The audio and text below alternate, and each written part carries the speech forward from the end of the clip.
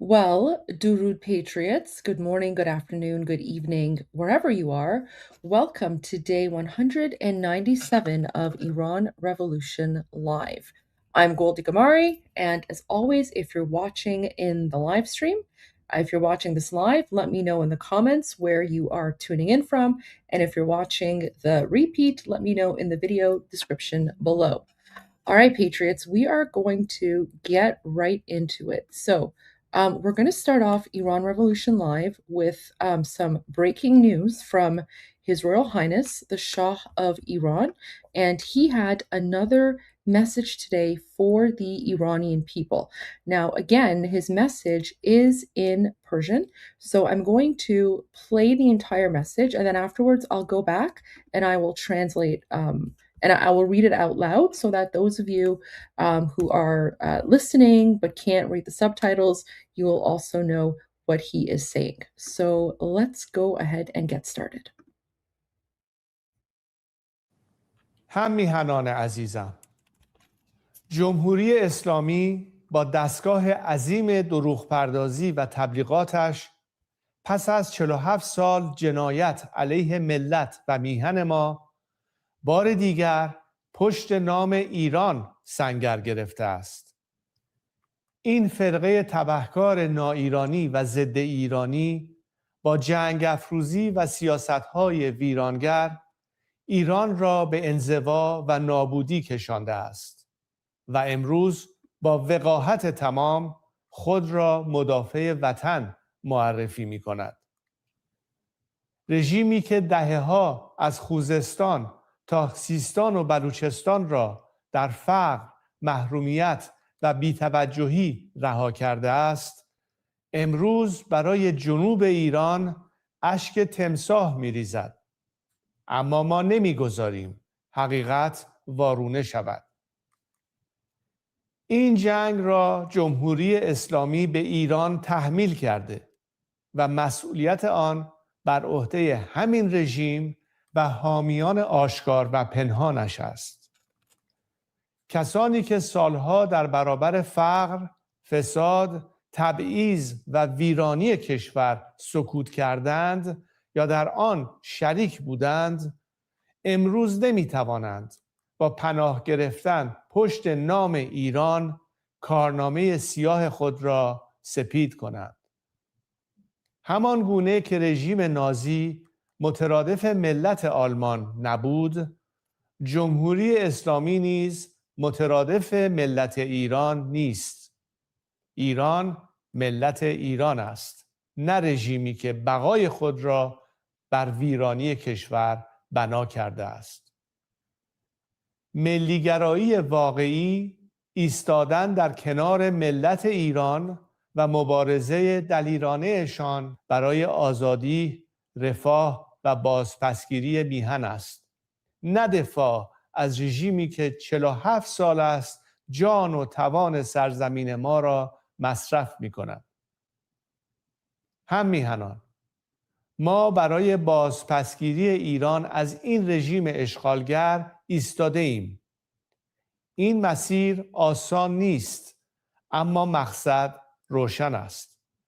هر گام با برنامه، بر پایه واقعیت‌های میدانی و با تکیه بر منافع ملت ایران برداشته می شود و شما در جریان مسیر پیش رو قرار خواهید گرفت.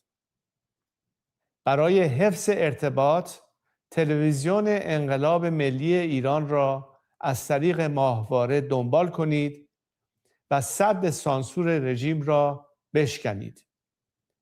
تاریکی ماندگار نیست، نور ایران پیروز خواهد شد. Javidsha. Okay, so I'm going to go back and let me translate what he's saying here. So this is a video message that he posted about 7 hours ago. Okay, so he posted this one about 7 hours ago, and it was in Persian. So let me just read the translation. We will not allow the truth to be turned upside down. This war has been imposed on Iran by the Islamic Republic, and the responsibility for it lies with this very regime and its overt and covert supporters. Those who for years remained silent in the face of poverty, corruption, discrimination, and the destruction of the country, or were complicit in it, cannot today whitewash their black record by hiding behind the name of Iran. So let me go back now, and I'm going to read the subtitles for you guys so that you can also follow along. So he says, my dear fellow Iranians, the Islamic Republic, with its vast machinery of lies and propaganda, after 47 years of crimes against our people and our homeland, has once again taken shelter behind the name of Iran. This criminal, un-Iranian and anti-Iranian cult, through its warmongering and destructive policies, has driven Iran into isolation and ruin, yet today has the full audacity to present itself as a defender of the homeland. A regime that for decades has abandoned Khuzestan and Sistan and Baluchistan. Remember, guys, Khuzestan and Sistan and Baluchistan, those are provinces, right? So let me pull up the provincial map of Iran. So here we go. Okay. So, this is Sistan and Baluchistan is down here, and Khuzestan is over here, right? So, because right now the majority of the conflicts between the United States and the Islamic regime are happening in sort of the southern part of occupied Iran. That's why he's saying, from Sistan and Baluchistan to Khuzestan, and all the areas in between. Okay.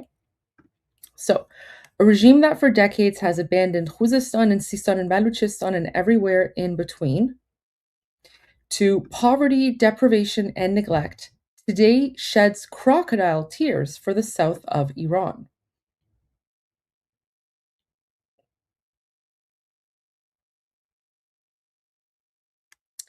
but we will not allow the truth to be turned upside down. This war has been imposed on Iran by the Islamic Republic,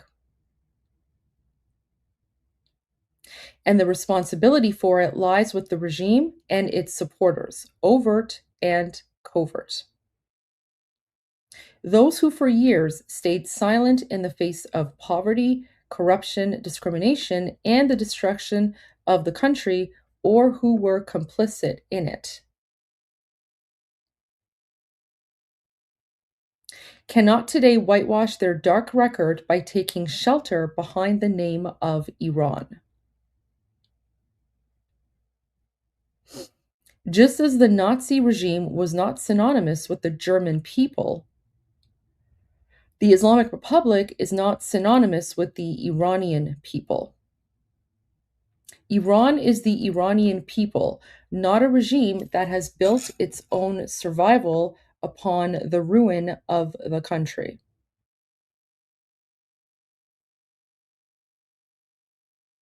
True patriotism is standing alongside the Iranian people and their courageous struggle for freedom.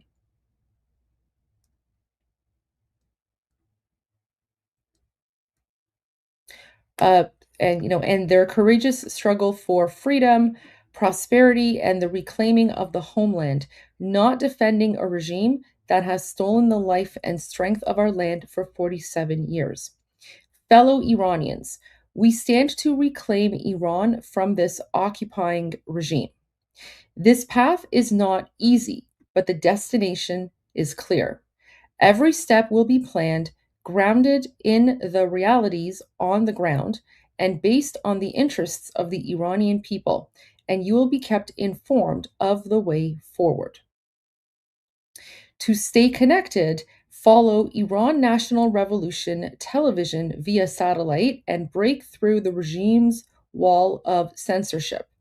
Darkness does not last. The light of Iran will prevail. So that was his message to the Iranian people today. So, very important message. And, again, it appears as if His Royal Highness and his team, um, it seems as if they're starting to prepare for what may very well be the end game, the final battle. Of course, hard to predict, right? But that seems to be where these things are going. Now, let me turn to some news from inside of occupied Iran. I don't even know how to explain this. Okay, so let me just share it. Let me just share it. Okay, so guys, the supporters of the Islamic regime, um, they're having like some sort of weird cardboard party where I guess last night they were out on the streets with cardboard cutouts of all of the, dead Muslim terrorists. And they're walking around with these like cardboard cutouts. It's like the strangest thing. No, this is not AI. This is real. This is real. The Islamic regime has a history of like making cardboard cutouts. It's like the weirdest thing. Like, watch this.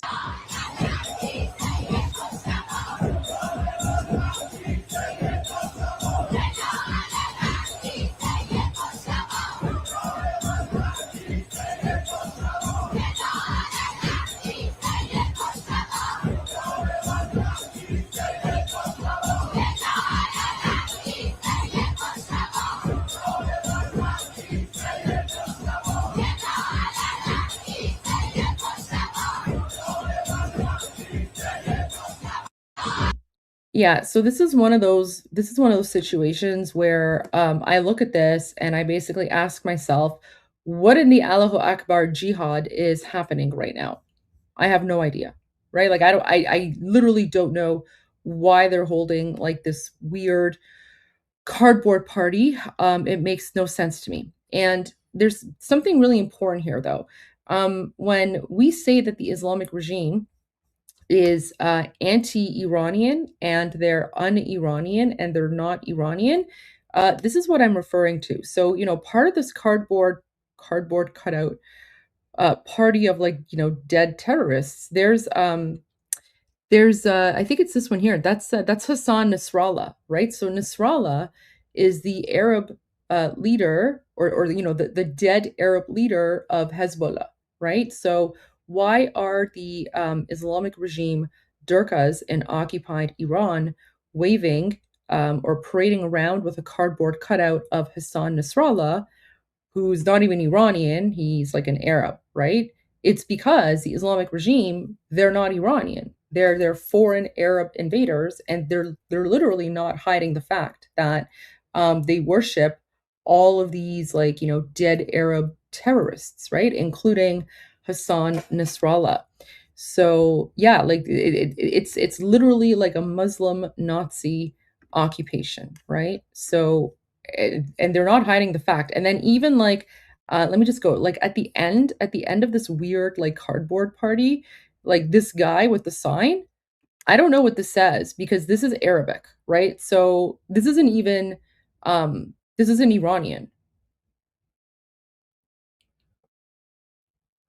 Like this is Arabic. Okay, so I don't even know what the weird, like, what the sign is, and like the way that the guy is like dancing here. Literally have no idea what's happening here. But here you go. Here's how the Islamic regime is spending their evenings, I guess.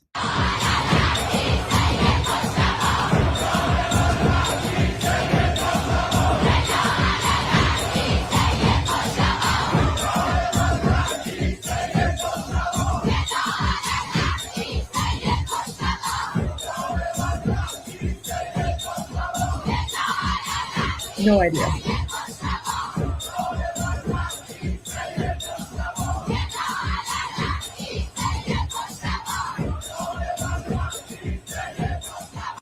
Anyway, so again, like, what in the Allahu Akbar jihad is happening? I don't know. These people are literally insane, and that's, I mean, there's no other way to really describe it. But it's not just that they're insane; they're also literally pure evil. Okay, because on top of the insanity and on top of murdering Iranians every day, remember the Islamic regime is also using civilian places um, uh, as for military use, right? So they're basically trying to rely on Iranians as human shields in this war that they have started with the United States, right? And so look at this. So the Islamic Republic continues to place military facilities next to civilian infrastructure, putting Iranian children directly at risk. A Basij base affiliated with the IRGC, located beside a school in Arak, has reportedly prepared for potential airstrikes by taping its windows. That same school is currently being used as an examination site for students. During the recent war, numerous military facilities were struck, fueling concerns that the Islamic Republic is effectively using schools and students as human shields by positioning military assets in close proximity to them. Similar concerns were raised in Mina, where 168 students were killed after military facilities in the area came under attack, underscoring the deadly consequences of embedding military infrastructure near civilian populations. So this is footage from Iran International. Again, like here, let me make this video bigger here. Let me make this bigger so that you can see it more easily. So, the Islamic regime, they are purposely placing military bases beside schools, okay? Because they want to use children as human shields.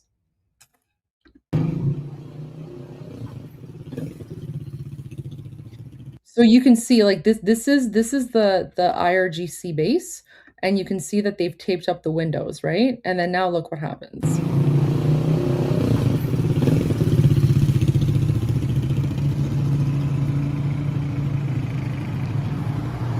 And this building here, that's the school. That's the children's school, okay?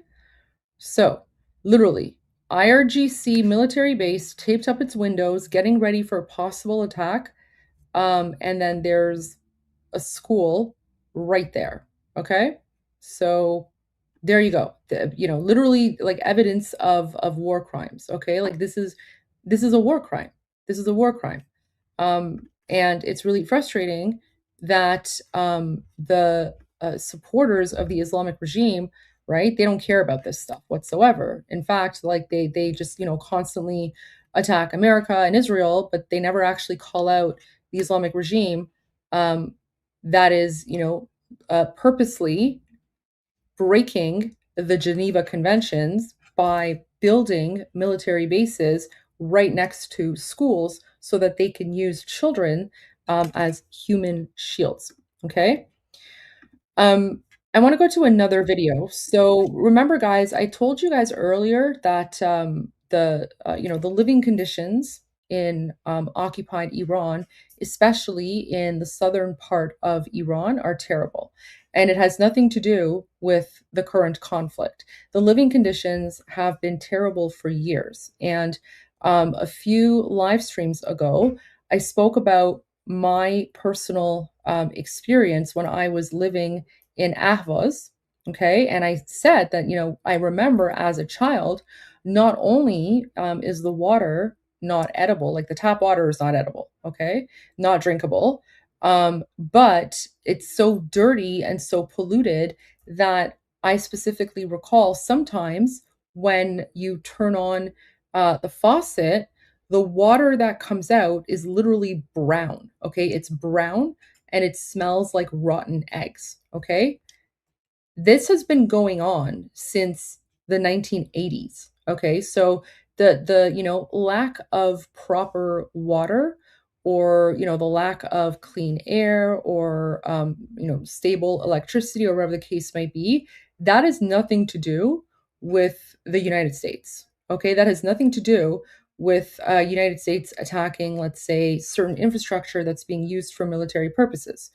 This is due to the neglect of the Islamic regime because they literally do not care about the people of Iran. They do not care about the living conditions. And I wasn't exaggerating about how, gross that water in Ahvaz is. Okay, so here's actually video from today. Okay, so this is footage of that gross brown water in Khuzestan, the province that I'm from. Look at this.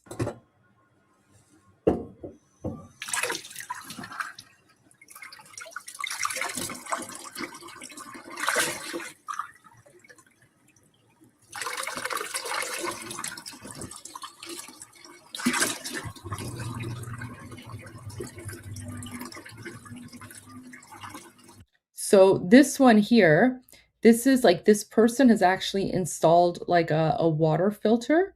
So, this water filter is meant to, um, try to clean the water as much as possible. So this is what it looks like when it's gone through the water filter that they themselves have, paid for to install. And so he's comparing the city water that you get straight from the tap with the filtered water.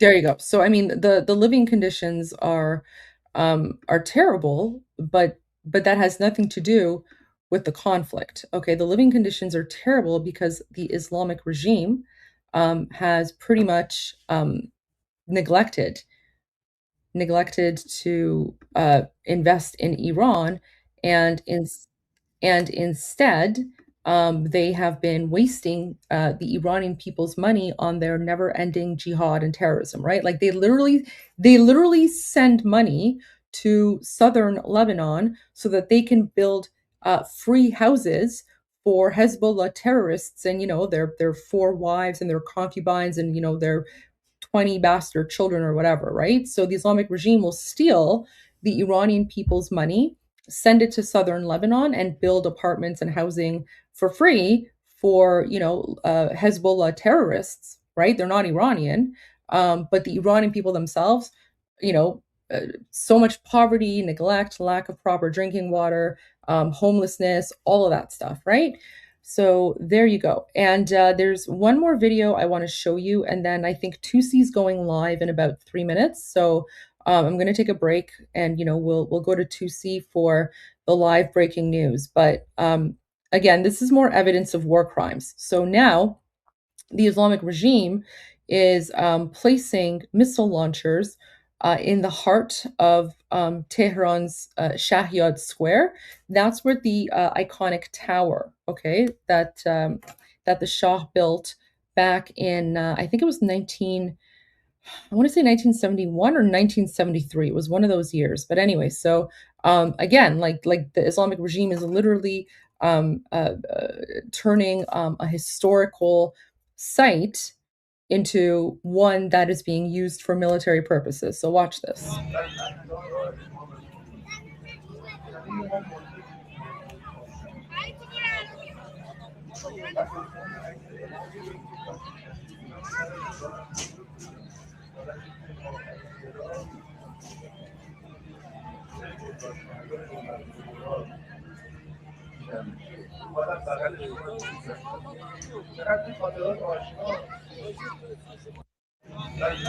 There you go. So they're putting this out in the open, basically to taunt the Americans.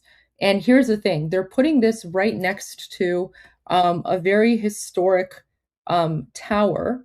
Okay, that historic tower has a lot of cultural significance for us, right? So this would be like the equivalent. This would be like for all the Americans watching, or non-Iranians, this is the equivalent of putting ballistic missile launchers next to the Statue of Liberty. Okay, so by putting ballistic missile launchers next to the Statue of Liberty, you're essentially turning the Statue of Liberty into a potential military target, right? Because you're now using that area for military purposes. And according to the Geneva Conventions, once a non-military area is being used for military purposes, then it loses its protection under the Geneva Conventions.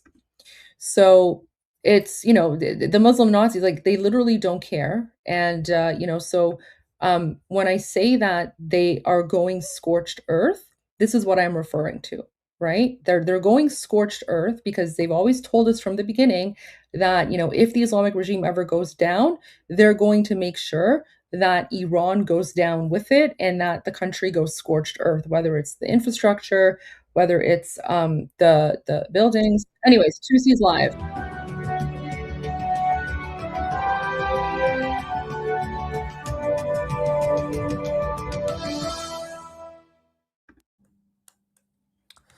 Hello, ladies and gentlemen. Welcome to Tusi TV. This is your global news channel. I'm Maya Tusi, and regional and global players are now joining the war with the Islamic Republic of Iran. Following yesterday's announcement by the British government that the UK is now joining and will be defending against the attacks coming from the IRGC. Today, the Islamic occupation of Iran have made an announcement and declaration of war on Britannia. We have now also had the Saudi Arabia officially joining. They have launched the major strikes against the IRGC's Houthi branch in the Hodeidah port. There is some reaction coming from the Hodeidah as well. Apparently the Houthis will be attacking Saudi Arabia in the coming hours. Not really sure how they're going to do, not too well. And China. The role of China is absolutely fascinating. They have finally confirmed that they are officially involved, not just in terms of sending weapons to Iran, but also military leadership and intelligence officers, and alongside reinforcement when it comes to resources and cyber support to the IRGC. This obviously comes after a few days ago when President Trump said, a couple of weeks ago, President Trump said that he has spoken to President Xi and China will no longer be sending any weapons or anything to Iran. But now Xi Jinping and the Chinese Communist Party leadership have confirmed that, well, they're going to do it anyway. They are now involved and they will be sending. It's no longer just about what they have done before. Obviously, over the last few months, they have sent a lot of cargo planes with their weapons and drones to Iran. But this is now on a new level. Military leadership and intelligence officers from China are now supporting the IRGC forces in the Middle East. So first, let's talk about what's going on with Saudi Arabia. And then we will also discuss the US military as they are hammering more IRGC positions across the country. We have a lot of videos coming tonight. Bahrain is under attack again. There has been an impact, a drone attack, actually. We will show you that shortly. First, let's go to Saudi Arabia. Let's go to the first hit tonight. Hodeidah was targeted in Yemen. The IRGC's Houthi branch's telecommunications facilities has been destroyed by Saudi Arabia's Air Force. Let's watch.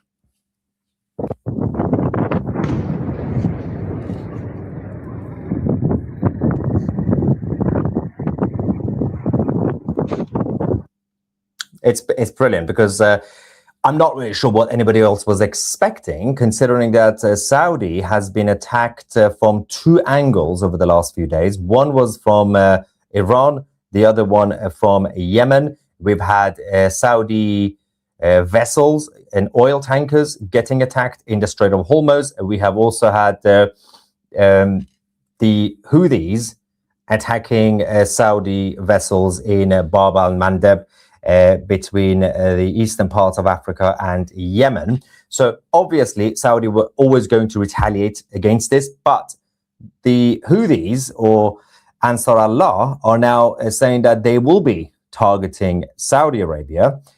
The next footage shows the surface-to-air missiles, the SAMs, fired by the Houthis to try to bring down the Royal Saudi Air Force fighters. Guess what happened? You have the Royal Saudi Air Force. You also have a bunch of cavemen who still use fax machines trying to bring down their fighter jets. Well, let's just say it didn't go too well for the Houthis. They're trying to bring it down. Nothing, absolutely nothing happened. And Saudi Arabia, they flew over, they hit their target, and they went back home to have dinner. Now, we have an update from international airlines. More airlines are now cancelling their flights to and from the Middle East. We've just had the Austrian Airlines and also, I think, the Italians, as well as, obviously, this is the part of the Lufthansa group. They have cancelled their flights to Israel. Tomorrow morning, they were supposed to have a couple of flights. That's also been cancelled. Some flights are still going in and out, obviously, but more will be rescheduling because they realize things are not calming down. And obviously, the European diplomats are basically evacuating, mostly from Iran, but some have told their families to also leave the Middle Eastern countries, even the Arab states.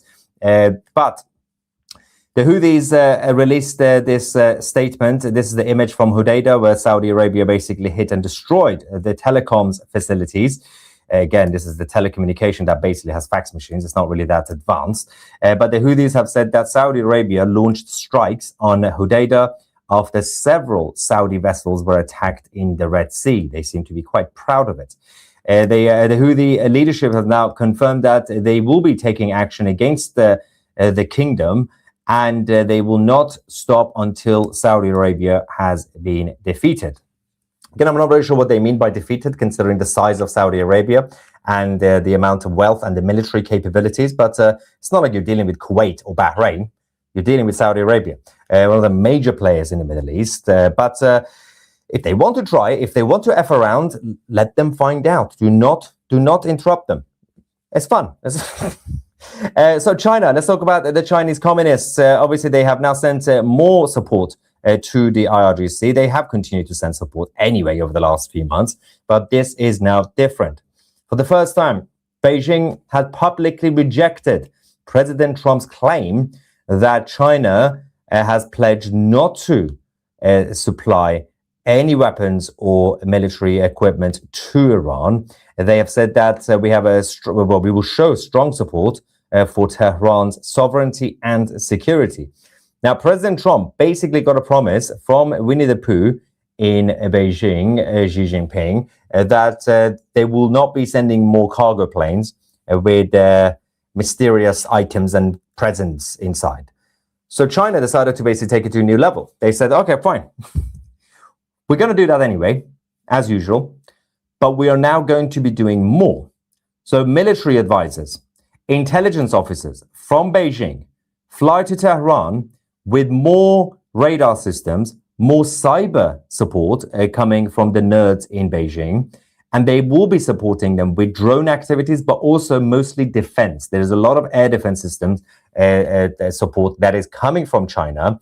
Until now, the argument that Beijing made since 2 years ago was that obviously we are allies to the Islamic Republic. We will be supporting them when it comes to defensive capabilities. But we now discovered that, well, this is no longer the case, and China is involved.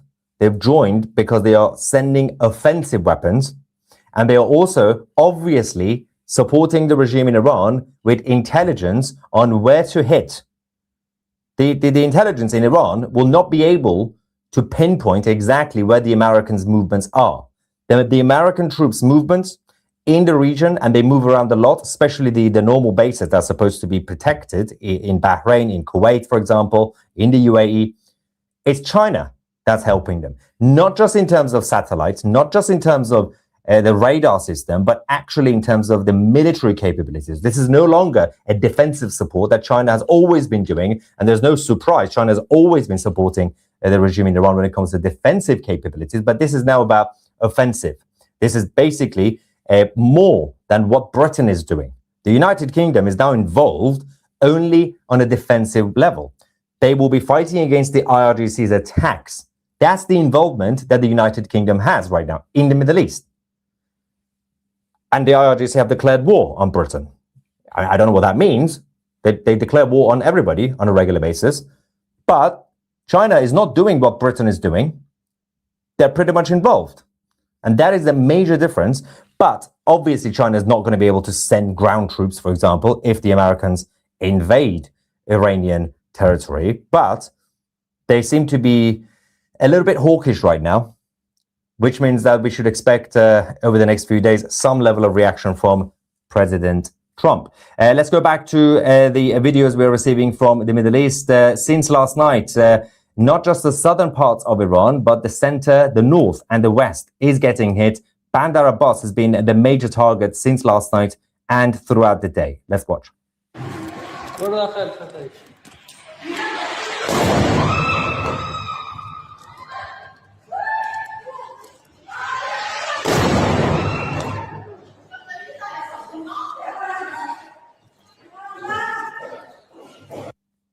It's crazy stuff. But meanwhile, the United States are also not completely silent when it comes to changing their strategy.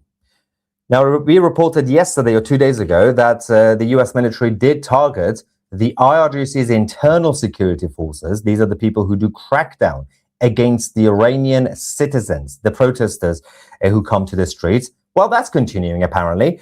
We've just had the confirmation that the US themselves have confirmed that they have decided to bomb the Islamic Republic's security, internal security, and the main building near the Shalamche border crossing in the western parts of the country. This is the border between Iran and Iraq. The US officials have said that the building was a legitimate military target because it stood on the Iranian side of the border, which is only a few meters away from Iraq. Now, the border side is getting hit massively, continues to get hit, and I'll show you on the map where the hits are in a second. But the fact that it's no longer just the IRGC forces getting targeted, it's no longer just the ballistic missile launchers or drone facilities. No, it's no longer just that. They are hitting the ground forces, the actual army, as well as the security forces. Because these are the people who would be the final level obstacle, essentially, because the rest of the leadership obviously are in hiding. But if you manage to cripple those who are still overground on the streets, in their bases, then the leadership who are hiding will have to just stay hidden forever. But before, the main target was to trying to figure out where the military generals are, for example. But now they're going to go for the minions and then see who else is going to be out. But obviously, if Israel gets involved, or when Israel gets involved, they're going to take everything. They're going to take the minions on the streets. They're going to take the leadership. They're going to find them wherever they are. We've seen how Mossad operates. We've seen some of the strikes that the images that we've got from an apartment block where one tiny window in the corner has been hit because that was a toilet, and one of the clerics or the IRGC guys were just sitting on a toilet, and then they go boom boom. That's how they operate.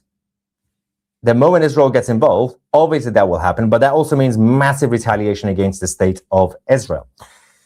Now, at the same time, we're going to go to southwestern parts of Iran before showing you on the map the locations. This is Ahvaz. Again, since last night, major attacks until today.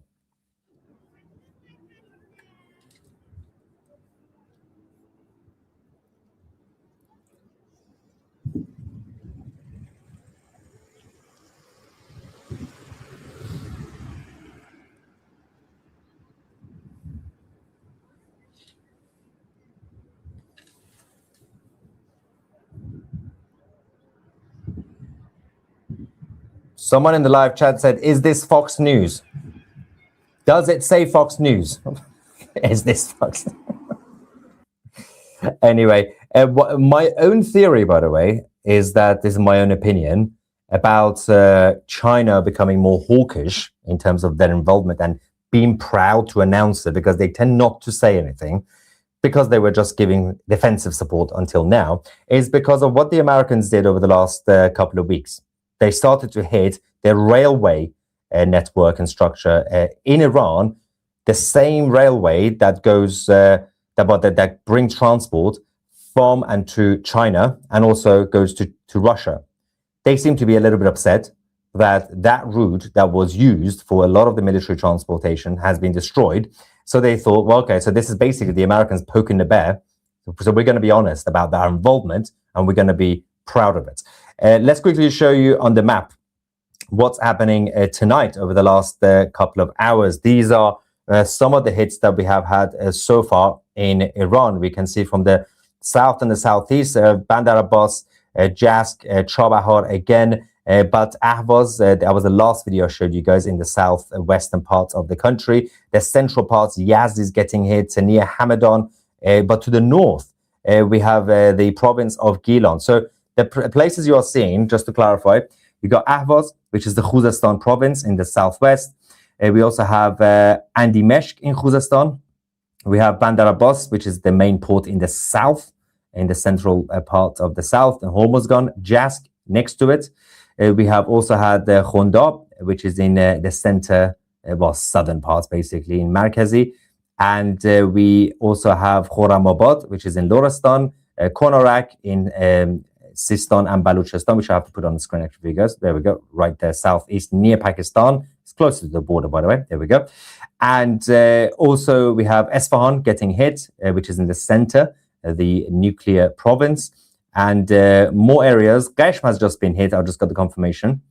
Qeshm, which is the island that looks like a dolphin right here in the Strait of Hormuz, has also been hit. And of course, Ziba Kenar, which is in the province of Gilan. And now we're trying to get more information on what's been hit over here in the northern parts of the country. But that hasn't really been the main target until now. But the Americans seem to be escalating in terms of the scale, but also the range of the attacks. Let's quickly go back to the southern parts, Bandar Abbas in Iran.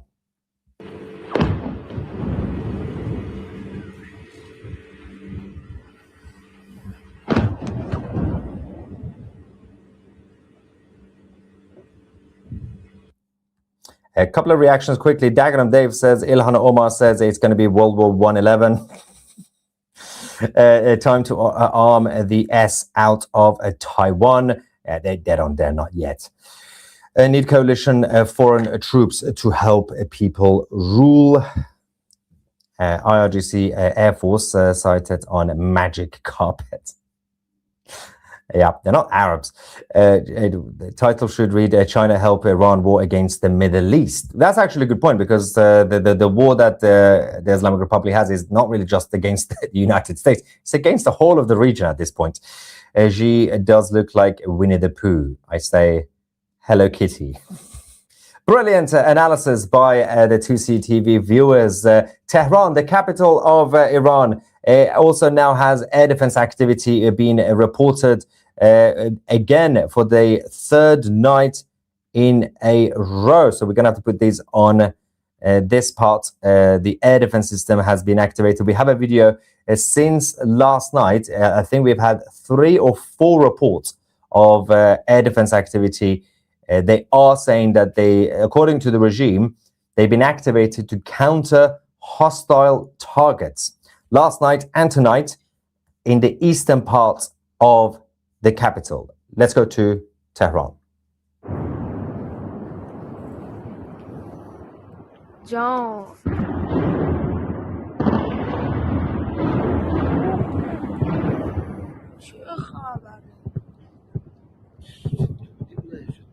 Now, Jess says, oh no, that's the one that Winnie the Pooh comments. Dave says, if IRGC wants human munitions so badly, let them buy a bunch.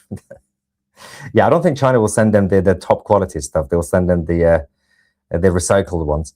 Well, it looks like the tariffs against China may go up between 200% to 500% if they enter into this war. Yeah, more tariffs to be expected.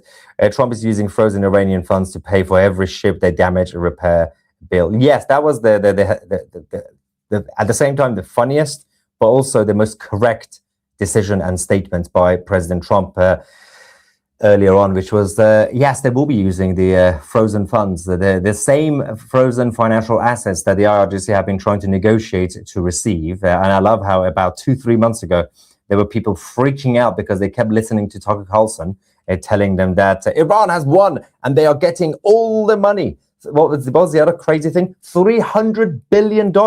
Like, oh my God, why are people believing this nonsense?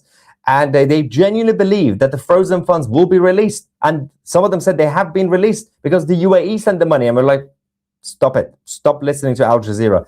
And then, of course, we realized that's not true. But the Americans have control of it. And they will now be using some of it to help the commercial shipping that have been damaged.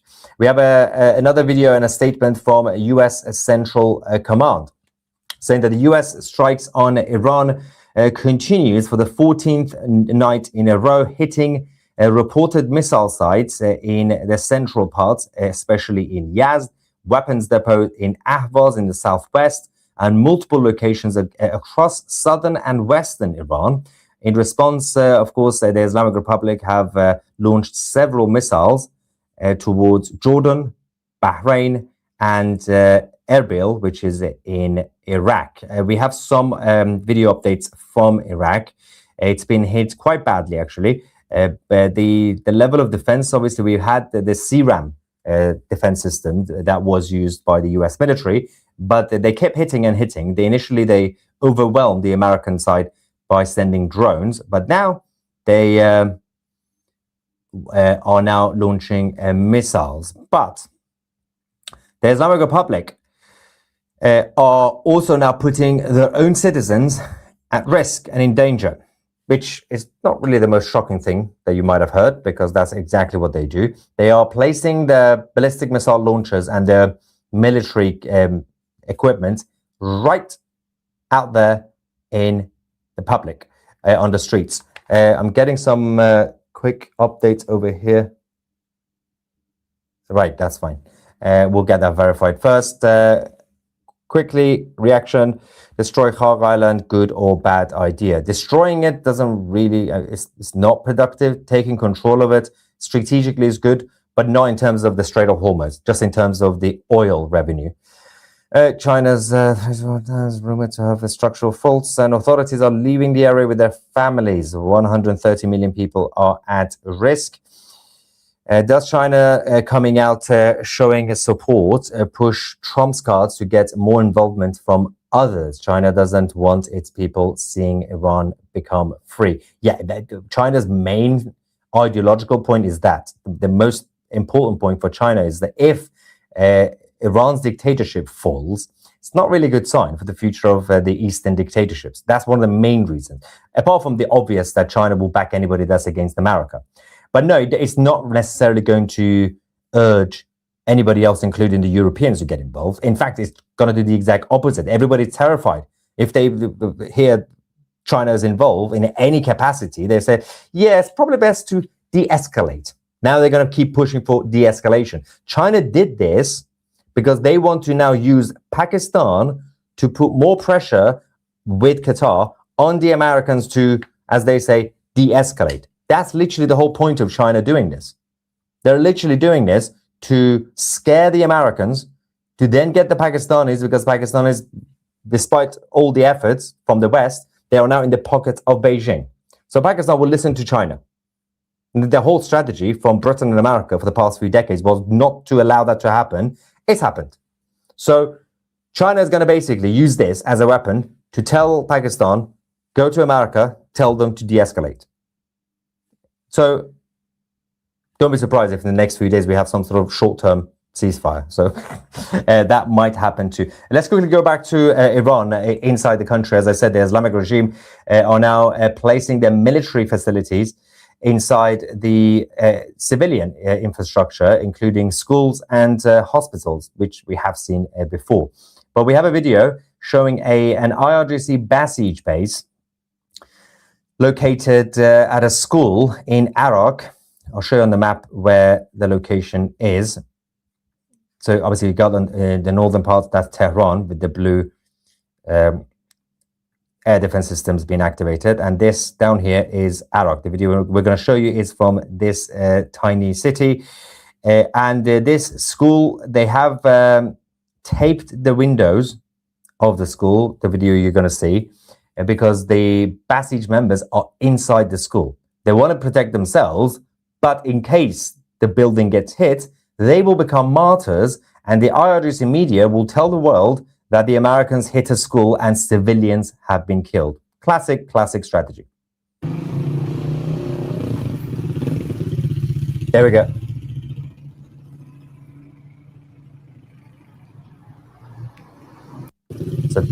So that's the windows they're being taped off as usual. It's not the first time we've seen this, something like this, but they continue to do it. There is also this weird thing that they've done now, ballistic missile and missile launchers on display in the middle of the capital.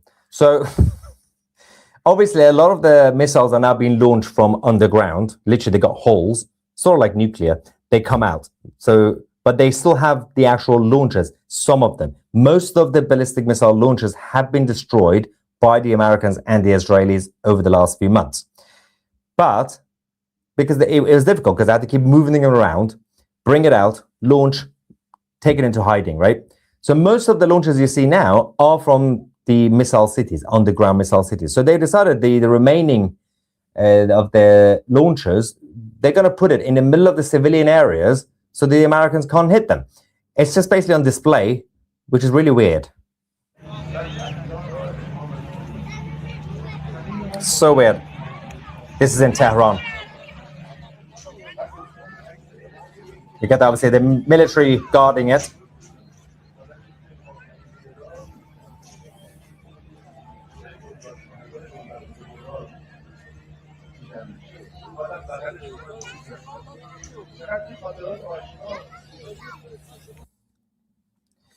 Now, the role of China, as we already discussed aside, we have seen, or we've shown you this over the last few days, the evidence of the new missiles, the new drones. The interesting thing about this is that China had been giving some drones to the IRGC, which are basically Tumu drones. They got the tiny ones, but the IRGC have their own Shahed drones, which is still Chinese technology, but with Iranian material. They've been giving them to Russia, and that's more of a numbers game. It's quantity over quality. So you just launch so many of the Shahid drones, and eventually one or two will hit. And they've been doing that tonight against Bahrain. I'm going to show you what's going on in Bahrain, because there has been an impact by the Iranian regime. But I'm going to show you something far more important than anything else we have reported so far tonight. As you guys know, we have not seen the new supreme leader of the Islamic Republic since the first day of the war, when his daddy died and got barbecued. Well, the son turned into a cardboard for a while. Then he came out as gay, and then he had one leg, and then they told us he's got two legs, and then he had one leg again, and they said he'd got three legs for some reason. So he still has one leg, apparently. He's a gay cardboard. But the IRGC seems like they are a bit of a masochist, and they want to be mocked by the rest of the world. So tonight, they brought out more cardboards. I'm not joking. There's a march of cardboards of everybody who's died.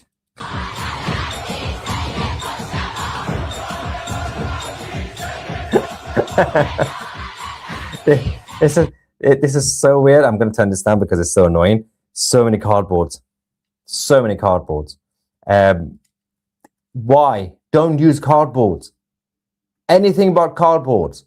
You know we're going to make fun of you. Why would you do this to you guys?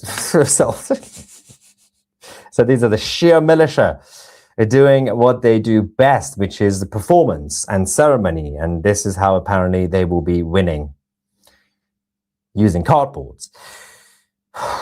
The good thing about having a cardboard for Supreme Leader is that you can't really kill it. It's already a cardboard. So probably not a bad idea in terms of strategy. Having said that, there is... what is... yeah, okay, fine. Yeah, we're going to go to Bahrain, as we have now received the video of the IRGC's attacks. But first we have a statement from a couple of hours ago by an hour ago, by the Ministry of Interior, saying that a siren has been sounded. Citizens and residents are urged to remain calm and head to the nearest safe place. We have now then received the update that 3 locations, is it 3 locations or 3 strikes? Hang on, let's just double check this. There we go. In Bahrain, there are 3 explosions at the naval support activity Bahrain, which is right down here. 3 explosions in this part of the Middle East has now been confirmed. There is a video coming in from the impact. What we are trying to figure out is whether this was a drone or a missile attack. I'm going to guess it's a drone, but we will get that confirmed. Let's quickly go to the video from Bahrain. Okay, that's most likely what I expected. So but there is a list of... the IRGC are sending a list of the targets tonight. Most of them missed, obviously, as usual. They've hit 1, impressive, but the rest have been intercepted. And let's go back. What's this one? It's not a dolphin, it's a great white shark. We've had this debate before. We decided to stay with the dolphin theory rather than shark. Bad Tucker impression. You didn't do the laugh. I didn't do a Tucker impression. I just mentioned his name. I didn't do his impression. Yeah, nobody can, no normal sane human being can do the Tucker Carlson laugh. That is terrifying. Trump's miscalculation, in my estimation, was when Trump forced Israel to stop and call it a 12-day war after America hit Natanz and Fordo. Well, there's been a lot of miscalculation, but they've all been corrected, and there will always be miscalculations. It's war, and you're doing a war with a bunch of people who don't really fight like normal people. So it's not really a normal thing to do. It's not an easy thing to do. But yeah, there has been a lot of correction and what they would call learning from experience, let's just say. IDF Brigadier General Amir Azizi said the IDF has a Security Council approved target package for Iran that's decisive, will decisively end the regime, said IDF's target approval process is easier than the US. Yes, let's just say that the IDF's approval process takes about 5 minutes, but the IDF's preparations for any level of military activity takes years because they do it right. And the big thing that they have to do every single day in their life is to prepare for their main enemy, the Islamic regime that wants to wipe out the Jews. So what do? You spend years and years and years learning, sending your spies in there, finding out all the information, and come up with crazy plans. The Israelis know, firstly, it's part of their culture that they have to be creative. Secondly, they know you can't just fight the regime in Iran like a normal enemy. They know that because they've been used to fighting Hezbollah and Hamas and all the others. So they prepare long term.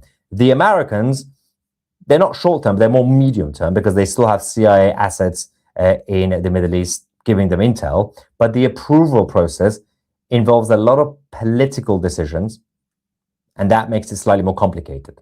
America has a big responsibility because it's the world police, whether you like it or not.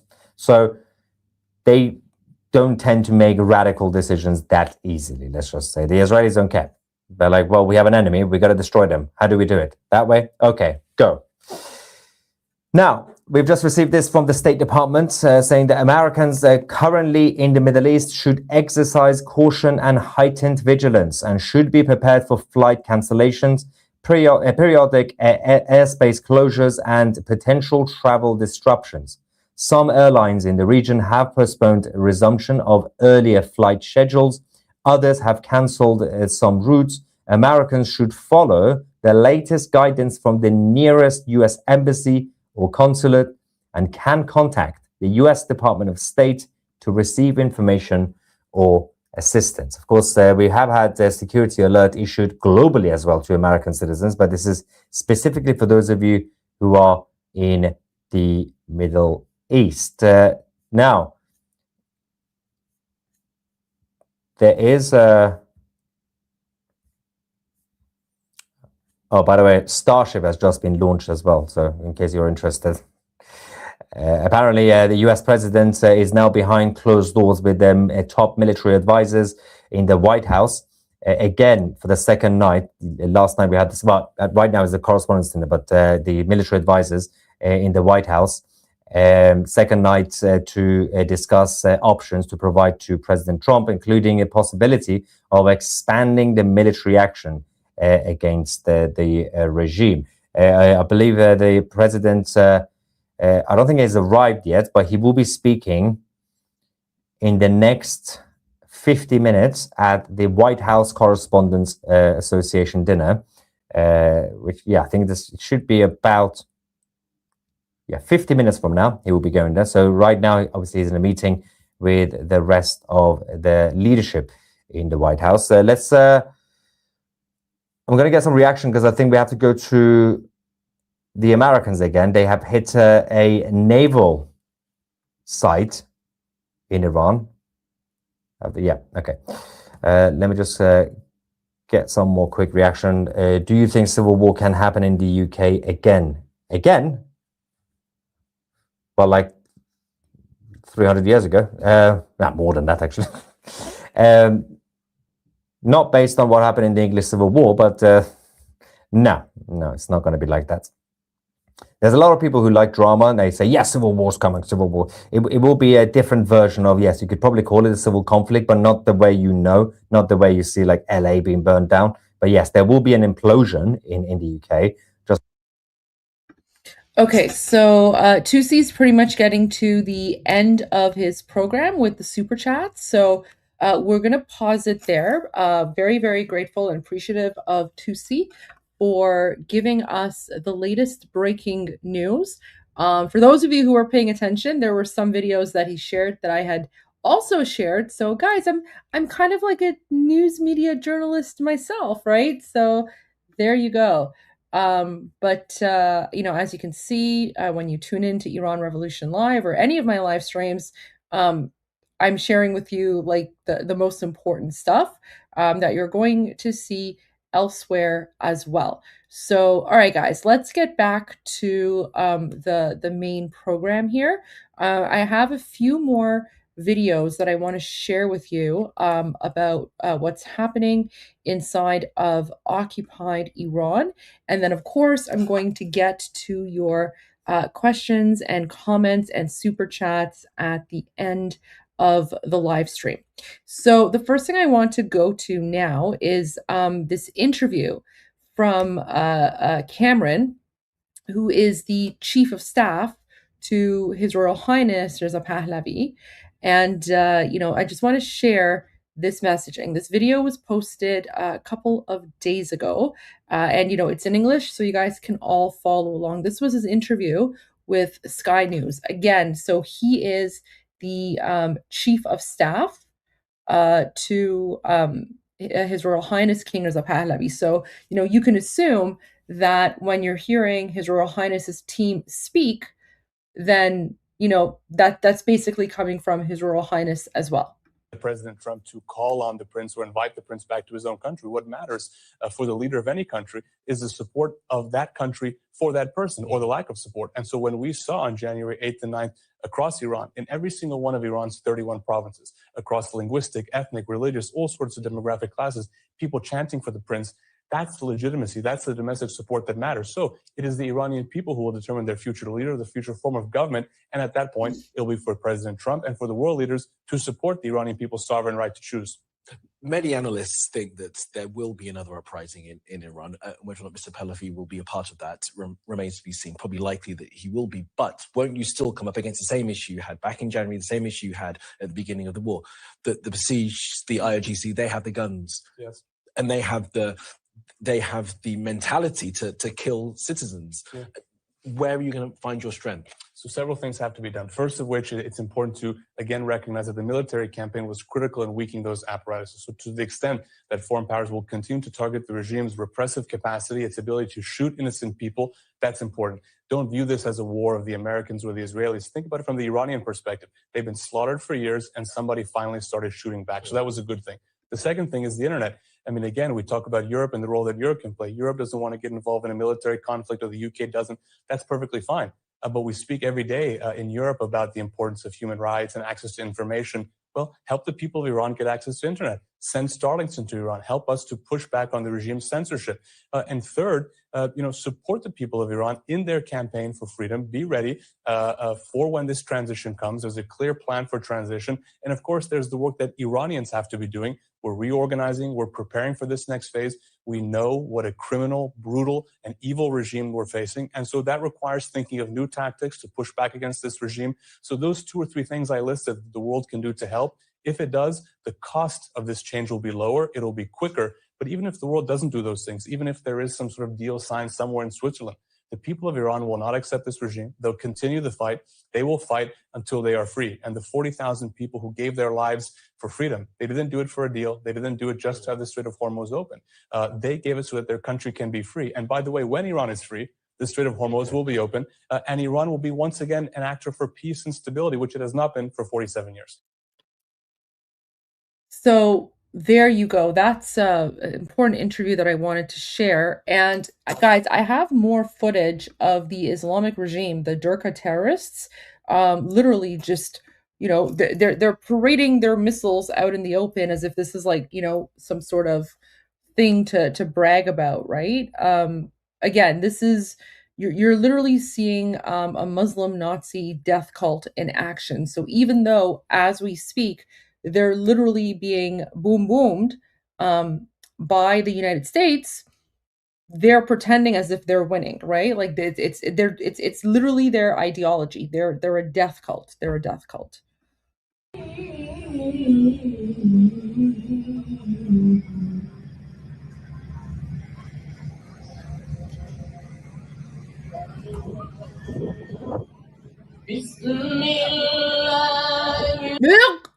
Oh my gosh, the guys, like, look, do you see how insane these people are? So they're literally chanting the Quran, okay? They're chanting their Islamic chants, right? So they're saying like Bismillah Rahman Rahim, which is, in the name of Allah or whatever.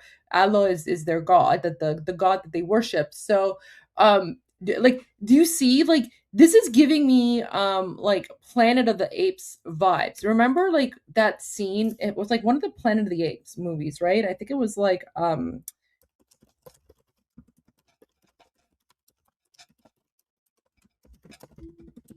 right? Like where was that?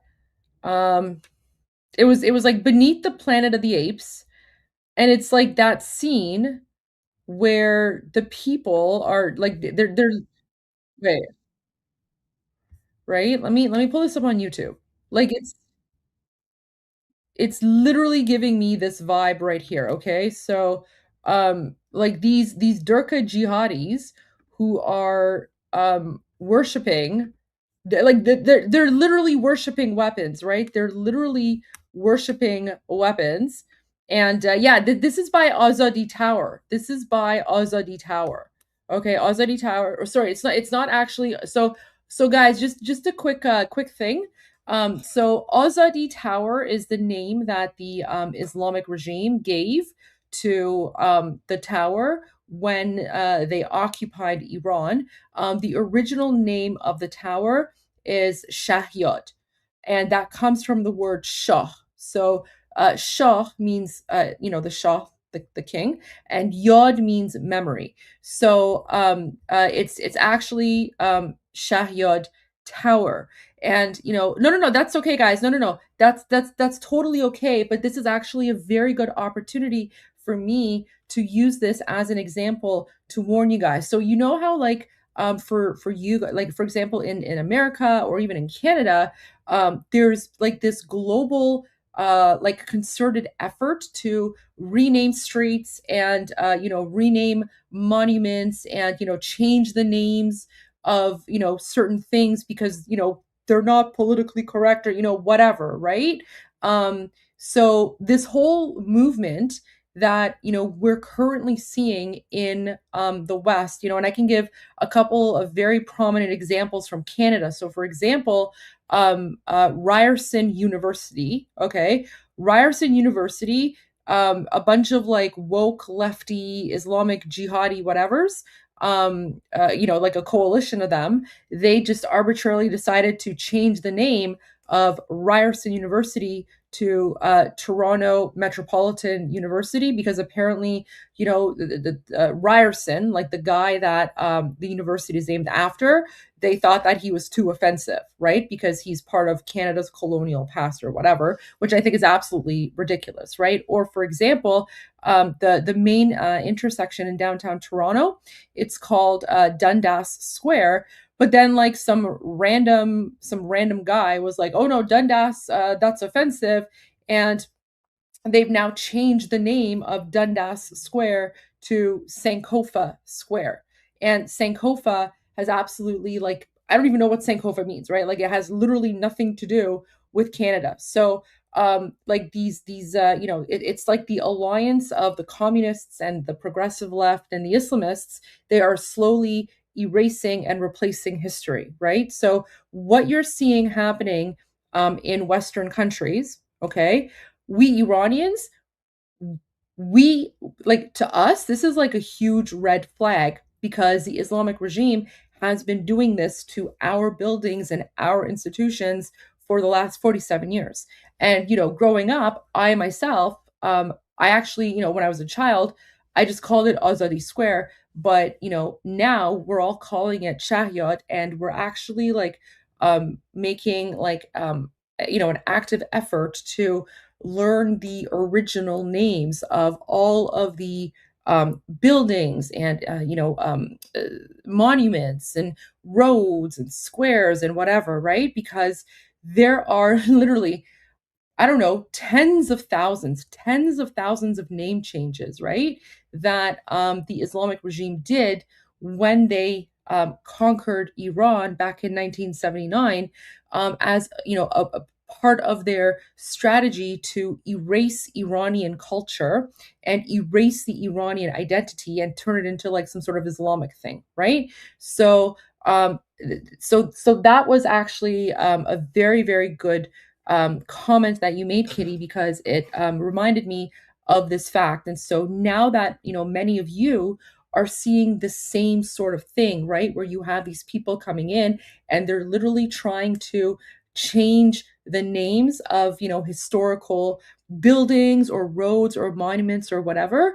Like, guys, that is a red flag and you need to fight back against that, because like that's how it starts, right? It's like step by step they start attacking your history. They start making you feel guilty for being white or whatever. Meanwhile, the Arab Muslims, they're literally the biggest colonizers in the world, and they're still colonizing. Okay? But they're using this whole notion of like white guilt against you guys, because they're banking on the fact that you don't know anything about Middle Eastern history, or the Islamic conquest that's been going on for 1400 years. So yeah, small little history lesson for you on that. But yes, these missiles are right next to Shahyad Tower, and it's totally giving me like Beneath the Planet of the Apes vibes, right? Like the part where I'm gonna mute this because I don't want to get like copyright strike, right? But it's like the part where they're all like worshiping the nuclear bomb, right? So there you go. Like they're all like in front of the nuclear bomb. Where is it? And they're worshiping it, right? Like this part here. I don't know, man. Where is it? Here you go. Right? So they basically have this whole like cult around worshiping a nuclear bomb, right? Guys, this is not like fiction. This is reality, because this is literally happening. This is literally happening in occupied Iran, okay? Like the Durkas, okay? The Durkas are literally worshiping their missiles while they are chanting Arabic, right? Like the Quran, right? So they're saying like in the name of Allah, Allah, whatever, right?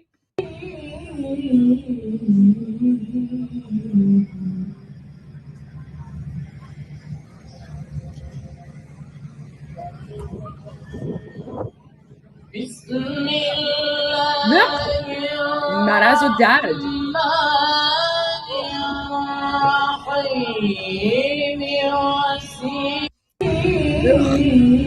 Like it's just right, like it's literally wild. It's insane. It's insane.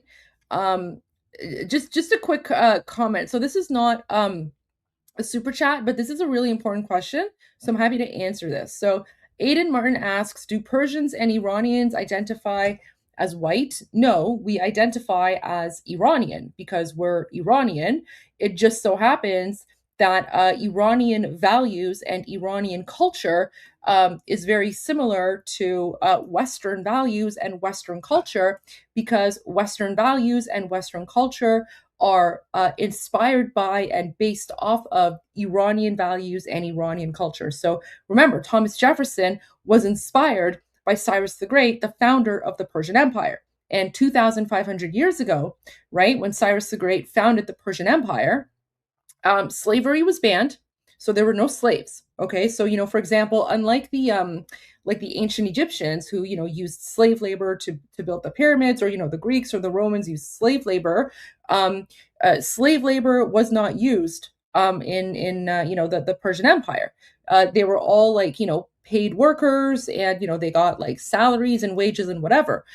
There was also freedom of religion. So Cyrus the Great, the founder of the Persian Empire, he pretty much invented the concept of freedom of religion. Women and men were equal. Women had the same rights as men. Women could be business owners, they could be landlords, they could hire people. There were women in the army, there were women generals. We even had women heads of state and women queens. So all of these sort of values that we have today in Western civilized countries that are very important to us, all of these values and rights pretty much existed in the Persian Empire. So no, we don't identify as white, we identify as Iranian. It just so happens that our values are very pretty much similar, because the current modern day values and human rights are pretty much inspired by and based off of the Persian civilization before Islam came in 650 AD, and of course imposed Sharia law, and that's when all the freedoms and all the rights pretty much went down the drain, because of course that is what jihad and Islam does. So there you go, just a little history lesson for you guys. So Iranians do actually we get a lot of racist comments from. Now, I'm not saying that particular comment is racist, but I just want to point out that we are attacked a lot by Durkas, because unlike the Durkas, we're not all like, oh, death to America, right? Like, we're not that. It's not our Iranian identity. So oftentimes we will get attacked by the Durkas, and they're like, oh, look at you pretending to be white or something, right? So we do have we do get a lot of racist comments from not from non-Iranians, but from the Durkas, right? So because they're just like, why do you guys support Israel? Why are you pretending to be white or whatever? So that does happen once in a while, but legitimate questions, totally understandable. Yeah, exactly, Omid. It's always like the Pakistanis. The Pakistanis are always like, why are you trying to be white? It's like, no, we're not trying to be white. We're just not, inbred jihadi terrorists like you guys. We actually have a civilization that goes back 3,000, 4,000 years. And, you literally come from the fakest country in the world, because you're basically a rootless Indian who was conquered by the Arab Muslim invaders, and you basically forgot your Hindu heritage. And that's why you're so insane. Right? Okay, so let's continue now. And what do we have here? So that's okay. So now going back to this, so now you see like the Durkas, okay, literally worshiping a nuclear bomb, because that's how insane they are. Two more videos that I want to share with you guys, okay? So this one here, while all of the boom booms are happening, the Islamic regime is continuing to escalate its attacks against the Iranian people by executing innocent, unarmed Iranian people. Okay, so I just wanted to share this because this is really important. So the No to Execution Tuesdays, a campaign. So there's a campaign that's called No to Execution. It announced in its 160th week that more than 1,500 prisoners in Unit 2 of Gohardasht prison, all under death sentences and mostly charged with drug-related offenses, have been on strike for over a week in protest against the death sentences. The No to Execution Tuesdays campaign has expanded to 59 prisons across Iran, with the joining of a group of prisoners from Nishapur prison. Condemning the increasing executions in Iran, the campaign announced that Arif Khoshkar, Mohammad Amini Dehani, Irfan Asfandiari, and Gul Mohammad Mohammadi, 4 political prisoners. Oh yeah, Irfan Asfandiari. Remember, Irfan is the 18-year-old boy who was hanged a few days ago, and Gul Mohammad Mohammadi was the 23-year-old Afghan man who was supporting the Iranian people. He was also murdered a few days ago by the Islamic regime. They were tried in unfair proceedings and executed. So, Iranian prisoners, they are on strike basically because they're trying to raise awareness about the fact that the Islamic regime is murdering them. And, most of these people are charged with drug-related offenses. Now, here's what you guys need to understand about drug-related offenses. So one of the ways that the Islamic regime has kept the Iranian people oppressed and subdued, right? So the Islamic regimes, it's a totalitarian, authoritarian dictatorship, right? So they pretty much make use of every single tool at their disposal to remain in power and to keep the Iranian people suppressed and oppressed, right? So poverty is one tool, right? Like they basically keep Iranian people poor because if you're poor, you're more worried about how are you going to feed your family or how are you going to pay the rent, right? Than you are about overthrowing the regime. So poverty is one tool that they use. Lack of resources, right? So lack of water, lack of electricity, right? Because if you're too busy trying to find water to survive, obviously you're not going to be thinking about overthrowing the regime. So they have many different tools that they use to suppress the Iranian people. One of those tools that they use is drugs. Okay, so what the Islamic regime does is they bring drugs into the country and they make it, cheap and readily available and accessible. Okay, and so unfortunately, drug addiction in occupied Iran is incredibly high. I would say, you know what? Let me look up the percentage here. Okay.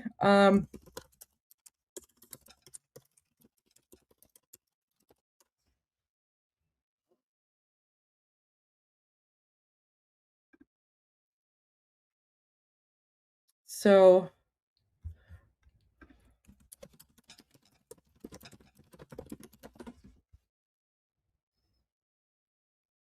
yeah. So yeah, this is what I thought. So Iran has one of the highest rates of opioid addiction in the world. Estimates show that about nearly 3% of the total population, so that's roughly 3 million people, regularly consume drugs, placing its per capita problematic drug use significantly higher than global averages. Okay. Now the reason that people, like drug addiction is higher in occupied Iran is because of the fact that people are depressed, right? Remember, you're literally living in hell. You're living in hell. Okay, you're living in hell, and so the Islamic regime, they don't provide any sort of mental health services, right?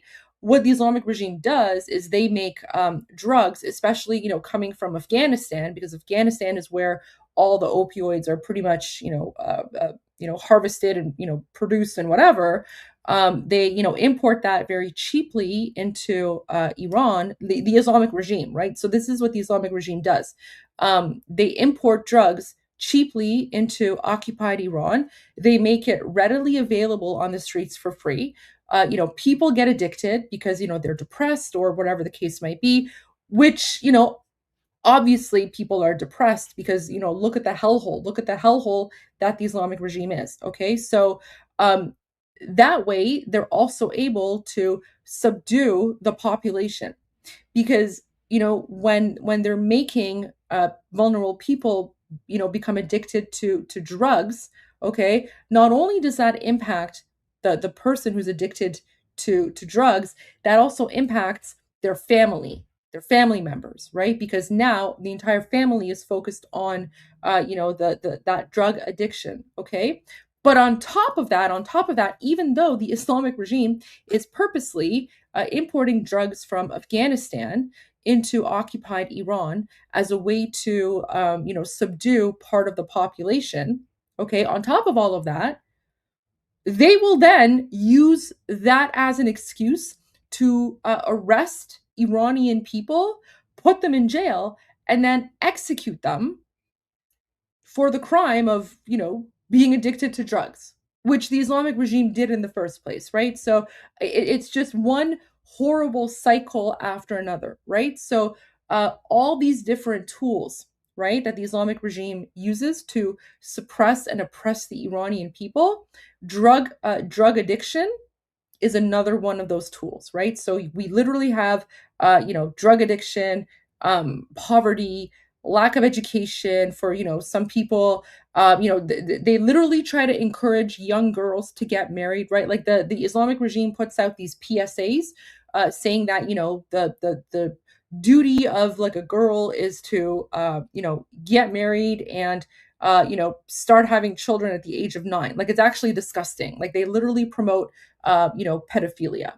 They literally promote pedophilia. And then, of course, the lack of electricity, lack of clean drinking water. Guys, I just showed you video earlier in the live stream, lack of clean drinking water, right? So again, the drugs, that's another tool of oppression used by the Islamic regime to keep the Iranian people oppressed and prevent them from rising up. Because again, if you are, if you're addicted to drugs and you're high all the time, or if you're looking for your next fix, you're not going to be thinking about overthrowing the same evil authoritarian dictatorship that created the conditions for you to become addicted to drugs in the first place, right? So it's horrible. It's absolutely horrible, absolutely heartbreaking. And of course, instead of providing services to these people to help them rehabilitate, they just throw them in jail and execute them, right? So it's incredibly sad, but this is how evil they are. This is how evil they are, where they are purposely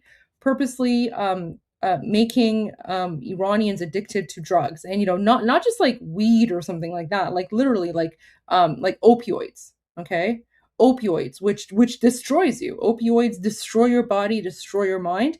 I actually know people whose lives have been destroyed because they became addicted to drugs. And then the other thing as well is the Islamic regime will purposely, like in the jails, right? So in the jails, right? So imagine like, you just get arbitrarily arrested by the Islamic regime for no reason, right? Because again, there's no civil rights, there's no human rights in occupied Iran. So you could be arbitrarily arrested at any time for any reason.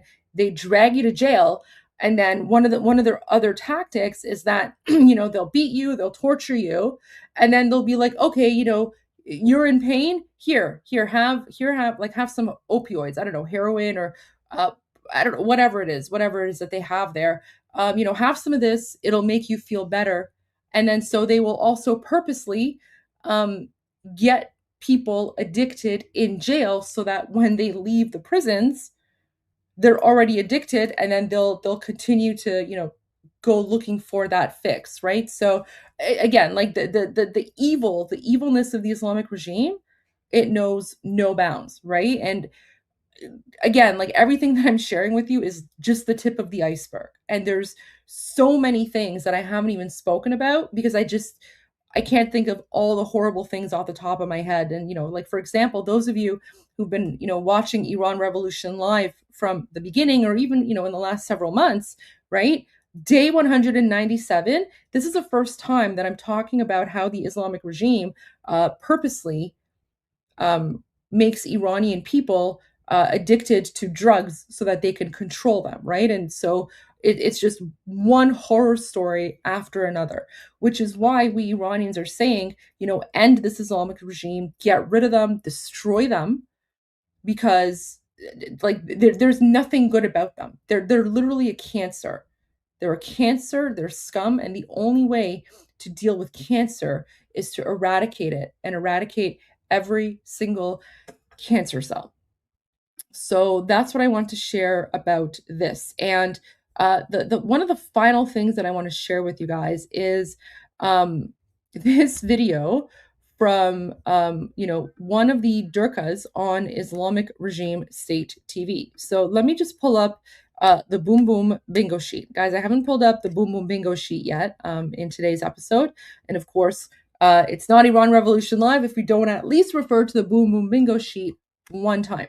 So this is the Boom Boom Bingo sheet, and this is Adalci, right? The foreign minister. Okay, he's the one that has been involved in the negotiations with the United States. He's the one where, remember, if you recall, the Islamic regime has been, or the supporters of the Islamic regime have been calling for his head because he's negotiating with the enemy, the great Satan, aka the United States. That's you, the infidels.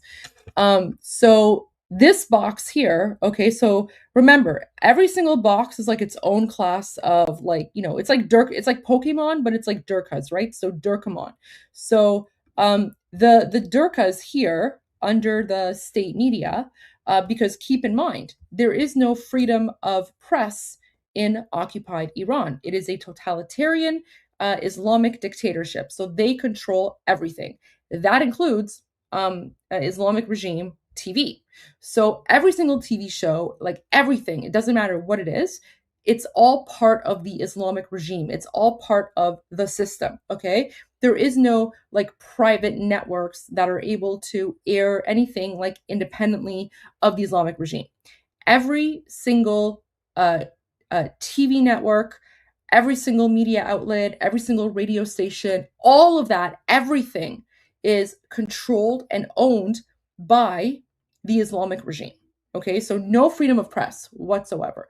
Every single one of these people, they are part of the Islamic regime. They are Muslim Nazis. They also have the blood of the Iranian people on their hands. Okay, and to me, like these people, they are legitimate military targets. They are legitimate military targets because they are the propaganda mouthpiece of the Islamic regime. These are not ordinary civilians, guys. Like they're not ordinary civilians. These are the high level Muslim Nazis. And every single one of these Durkas has a role to play. Okay? Every single one of them has a role to play, and every single one of them is a war criminal. Okay? Every single one of them is a terrorist and a war criminal. So keep that in mind. However, remember, after the United States and Israel exterminated Ghamari, on February 28, we're starting to see cracks within the system, right? Different factions rising up, vying for control, vying for power. Because President Trump didn't just get rid of Khamenei, he also got rid of Larijani. And, even after Khamenei was executed, because Larijani was still alive at that time, the Islamic regime had some sort of semblance of functionality because Larijani was, pretty much Khamenei's like right-hand guy, okay? He was Khamenei's right-hand guy. However, remember, President Trump then, like a month later, he got rid of Larijani. So whenever you hear President Trump say that, he got rid of the first layer of the first layer of leaders, he's referring to Khamenei. Then he says, then we got rid of the second layer of leaders. He's referring to Larijani, but also Shamkhani. Okay, so these two. That's who he's basically referring to here. And he's like, now we're on the third layer and, half of them are gone, but some of them are still alive. So President Trump basically got rid of all the people who had the authority and, commanded the respect from everyone else to keep the Islamic regime together. President Trump got rid of that. He got rid of the glue that was holding all of these Durkas together. And so now you have, it's like the Game of Thrones, but I call it the game of Durka, right? So it's a game of Durka where you have different factions fighting against one another. So, you have Vahidi, that's General Skidmark with the skid mark on his forehead. Vahidi is like one faction. And then you have like Jalili, he's like another faction. And then you have Ghalibaf, that's another faction. Pezeshkian, he's just basically being held hostage by all of them, and he's basically just like a tool for the Durkas. You have the chief executioner, that's another faction. Apparently this guy Arafi, that's like another faction as well. Although he does not have a black turban, so I don't think he's going to get very far. Like he's not going to get very far because the Islamic regime only wants black turbans. Why? Because guys, pop quiz time. Who knows the difference between a black turban and a white turban for the Durkas, right? So, what's the difference between the black turban and the white turban? Who knows?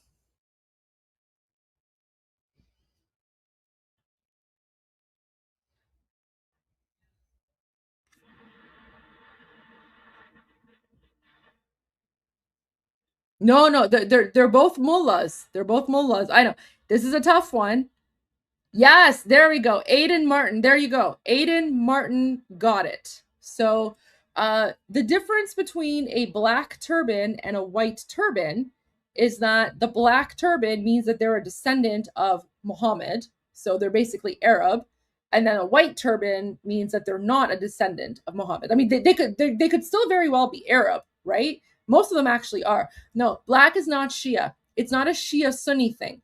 The black turban versus the white turban signifies whether someone is supposedly a descendant of Muhammad, the dead Arab warlord, right?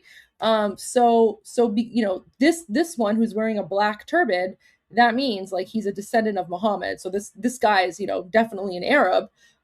This one, he doesn't have a black turban, he has a white turban. So aren't white turbans sometimes just utility? No, not for the Durkas. Not for the Durkas, guys. It's a very like significant thing. So you'll never see like someone with a black turban ever wear a white turban. They won't. And same thing, like the ones with white turbans, they're not allowed to wear black turbans because then they're basically lying. So that's the difference here. So the black turban means that they're like a descendant of Muhammad, the dead Arab warlord. The white turban means that they're not a direct descendant. It doesn't mean that they're not Arab. They very well probably are, right? But what we know is for a fact that the black turbans, they're not Iranian, they're Arab because they're descendants of their dead Arab warlord that they worship. So there you go, right? So like that's the difference between the black turban and the white turban. Now, all the supreme dictators of the Islamic regime, they've always had the black turbans, right? So again, goes to show that even the founder of the Islamic regime was not Iranian. He was like some, half Arab, half Indian guy from, Kashmir or whatever, right? Because they have the black turbans. So, just more proof and evidence that the Islamic regime, they're not Iranian in any way, shape, or form because they're literally descendants of the dead Arab warlord Muhammad, right? The one that they worship, the one that was a pedophile and married a 9-year-old. That's literally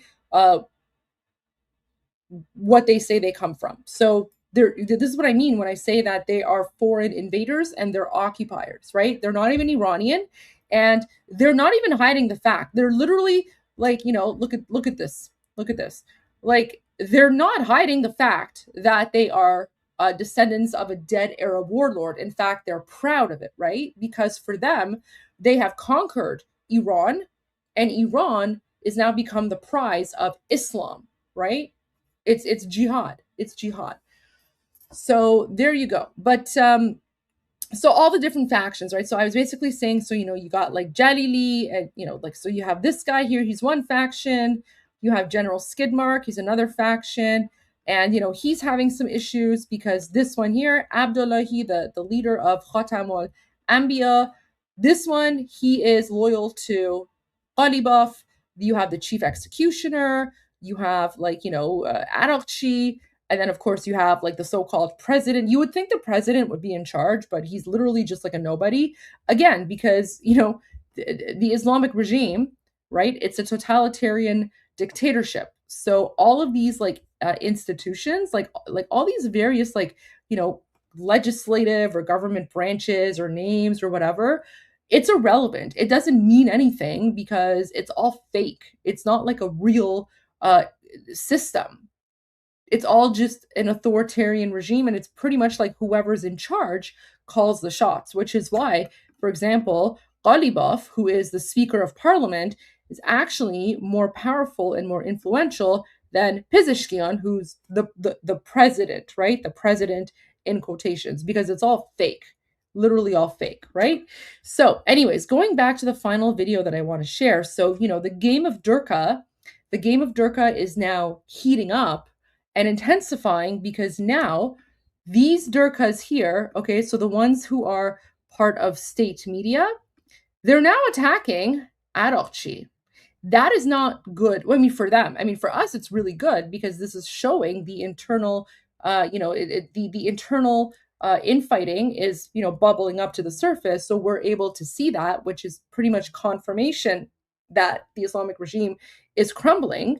But for them, it's not good, right? Because again, like in the last 47 years that we have been monitoring the Islamic regime, we've never seen statements like this. Like they have never openly come out and just called out one another. Khamenei wouldn't allow that, right? Khamenei Khabar Margish, this one, the dead one, he would have never ever allowed this because one of the most important tools of any sort of authoritarian dictatorship is always portraying this image of strength and unity, right? Because for totalitarian dictatorships, they have to make sure that people believe that they are united and they are strong and that they're all, together. Okay, they have to convey that illusion in order to remain in power, because any sort of illegitimate system, right? And remember, the Islamic regime is illegitimate. The only reason they're still in control in occupied Iran is through force, right? Like they literally murder people in order to remain in power. So that in and of itself, right? It's an illegitimate system. So they're staying in control because they're murdering the Iranian people. Because if, let's say, they laid down their arms, the Iranian people would immediately change the government and bring in something that's, democratic and secular. So this is an illegitimate system that has been occupying the Iranian people for 47 years, and they have remained in power through force, through violence, just like any other occupation, right? So that image of strength is really important. However, now that Khamenei is dead, thank you, Israel, thank you, United States, God bless you both, they're starting to go after one another. And so this is Islamic regime TV host, he's now attacking Arakchi, the foreign minister. So I'm going to play the video. It's only 35 seconds long, and then I'll go back and I'll read the subtitles for those people who can't read the screen. با کمال احترام به وزیر خارجه، با کمال احترام، فقر تفکر راهبردی رو نشون میده. این شکل استدلال از جنس استدلال‌های دم دستی بهش میگن تحلیل‌های تاکسی. واقعا من نگران میشم، چون خودتونم احساس کردی یه چیزی که داری اینو میگی دیگه. بیخودی که اینو نمیگی شما، مسئول مملکتی. من نگران میشم وقتی میبینم شما اینطور مقامی، هر مقامی هم نیستی، مقام دیپلماتیک از توقع میره. برای همین میگم یک کاتاستروفی بوده، یک فاجعه در پابلیسیتی، ببخشید گفتم انگلیسی میشه واسه اینه، یک فاجعه در روابط عمومی و چهره سازی و ترمیم چهره و اینهاست. با کمال احترام. So he's referring to Arakchi's interview. Remember the interview that I shared with you guys, like little clips of it in the last few days, where he's basically calling out Khamenei, and then at one point he's like, "Oh, I've never seen Khamenei. I've never met him. I haven't seen him since he became the supreme dictator." Right? So that's what he's talking about. So let me just go back, and I will read the subtitles for those of you who are watching along or listening along, but you can't see watch the screen. So he says, "With all due respect to our foreign minister, with all due respect, this line of reasoning reflects a lack of strategic thinking. This kind of argument belongs to the category of simplistic, off-the-cuff reasoning, what we call taxi driver analysis." So, of course, the Islamic regime, is not only insulting, each other, but they're also insulting taxi drivers, implying that taxi drivers are stupid. Okay, right? Now, here's the thing. The vast, a lot of Iranians in occupied Iran are taxi drivers. You know why? Because there's no work. There's literally no work. So many of them, the vast majority of them, are highly educated. They have 2 or 3 degrees. They've gone to university. Okay, highly educated people, but there's no work. There's no work because the Islamic regime purposely keeps people poor. Okay, so they want people to remain in poverty. So I would say like the majority of, taxi drivers in occupied Iran are actually incredibly educated. They have 2 or 3 degrees, but they're basically taxi drivers, or Uber, or like the Iranian version of Uber or whatever, because there's no work. There's no work because the Islamic regime has destroyed the economy and they want people to remain poor. So now, right, the fact that he's saying taxi driver analysis, that's that's also insulting the Iranian people and everyone who is, literally like trying to make a living by driving people around. And, what's wrong with being a taxi driver? Right? But this is how like backwards the Muslim Durkas are, right? Like in Persian we say farhangeshun kheli payine. So I don't know, that would be like, I don't know, their culture. Their culture is very low, right? Because only like, I would say like a garbage culture would judge people based on their occupation, right? Being a taxi driver, it's an honest day's work. It's an honest day's work, and those taxi drivers are way more honorable than a bunch of Muslim Nazis who literally rape girls before murdering them so that they can make sure that their souls don't go to heaven because their garbage book tells them that virgins go to heaven, right?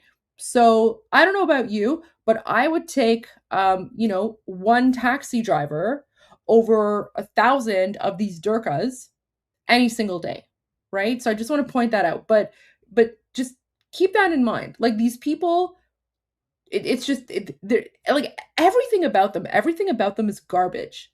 Everything about them is garbage, right? And so for them to now insult taxi drivers, right? Again, it's just another example of how garbage these people are. Okay. And then he says, now he's continuing with Ararchi, right? He's like, frankly, it worries me because you yourself acknowledged this concern. You wouldn't say something like that for no reason. You are a senior state official. It worries me when I see someone in your position, and not just any position, but a diplomatic one, where higher standards are, what is it? Higher standards where higher standards are expected, making such remarks. That's why I say it's been a catastrophe, a disaster in terms of publicity. And then he says the word, he actually says the word publicity, okay? So he says publicity, right? Listen to this part here. کاتاستروفی بوده. یک فاجعه در پابلیسیتی. ببخشید گفتم انگلیسی. Right? So then he says publicity in English, but then he says, "Oh, excuse me for using an English word," right? So you know why he did that? You know why he did that? So the reason that he said the word publicity in English is because he's trying to show off. He's basically trying to say that, he is so educated that he speaks English, right? And then, oh no, because he's so educated, he accidentally said a word in English, right? Like that's what they do. Because a lot of them, because they're so stupid, their English language skills are terrible. Now, Adamji's English is pretty good. But so this whole thing about where they're like, oh, they'll say they're speaking, and then all of a sudden they'll say an English word, right? That's pretty much them trying to show off, and show off that oh, I speak English, right?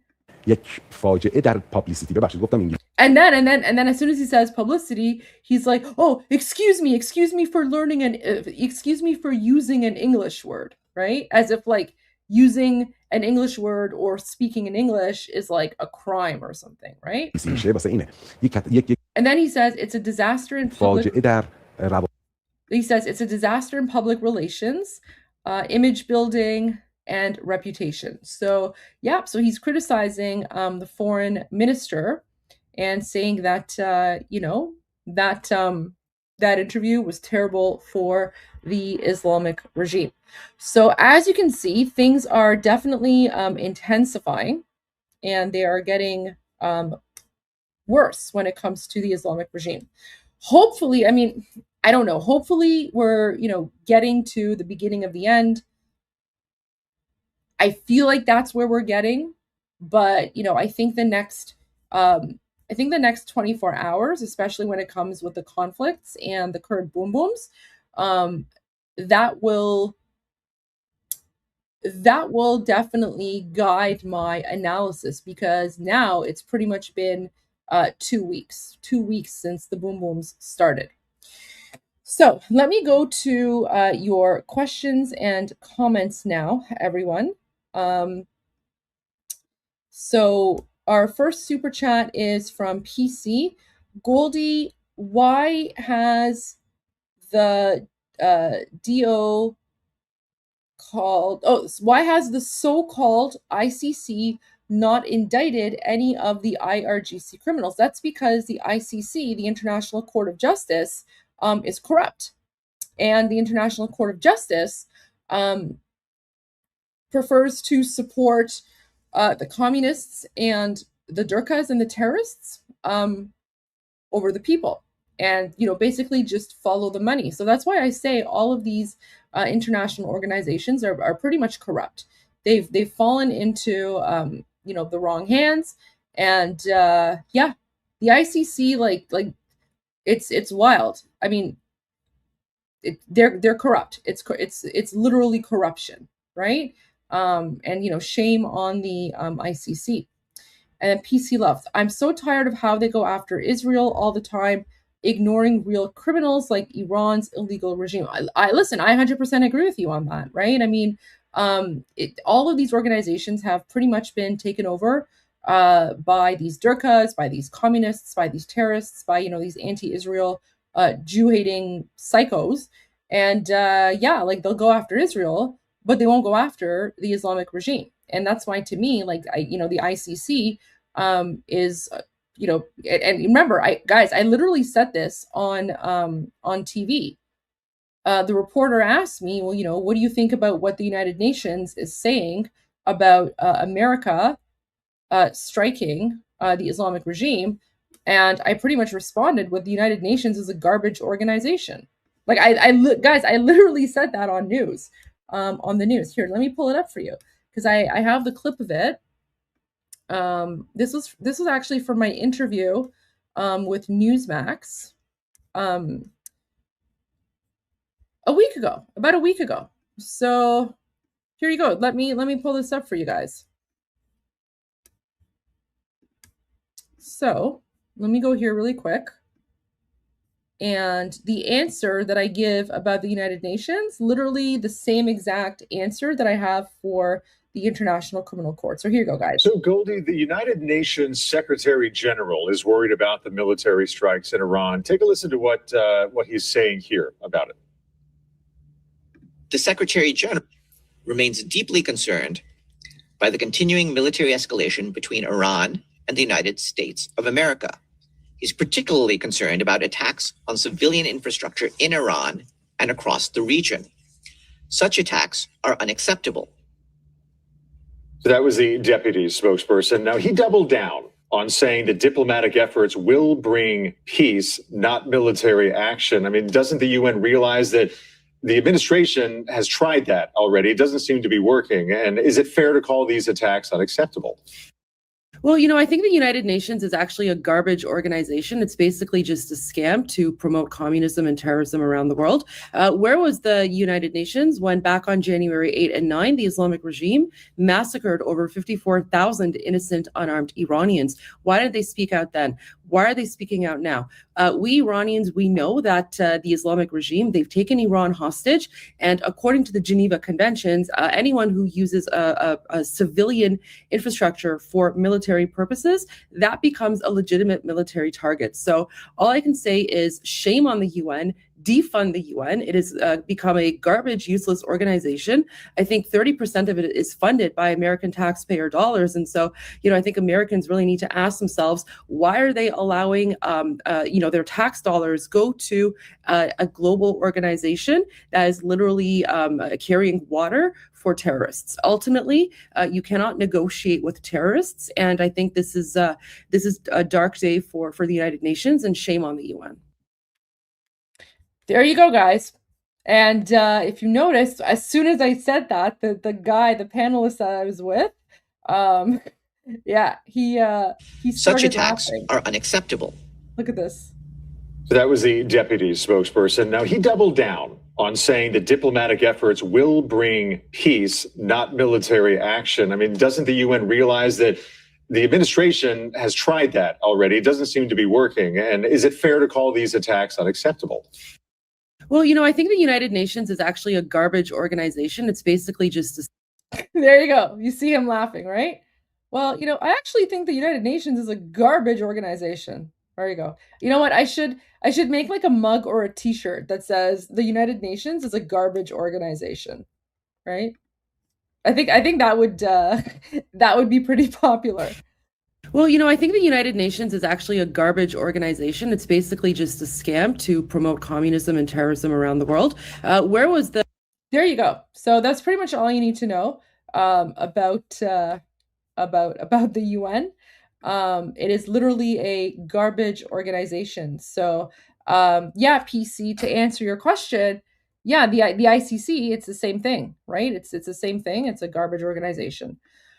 Todd Ruff Garden says they are disgusting, and I can't believe how young the kids are carrying those cardboard cutouts. Yeah, so Todd's referring to the weird cardboard jihadi party that the regime was having with the Durkas, right? Like you're right. It's wild. Like these people are insane. And you know what? You're absolutely right. They are disgusting. Guys, remember, here is the here's the weird cardboard party that that Todd Roughgarden is referring to.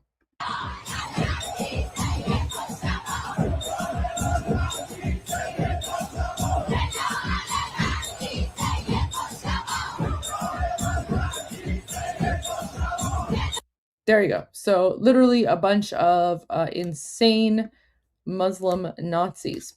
Then we have, let me just see.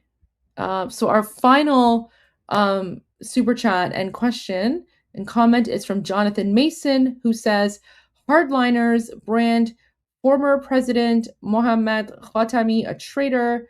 Brigadier General Abolfaz Shikarchi accused advocates of U.S. talks as serving enemy interests. So, guys, that's all part of the game of Durka. That's all part of the game of Durka. Okay, so don't fall for their narrative, right? That's the advice that I'm going to give you guys.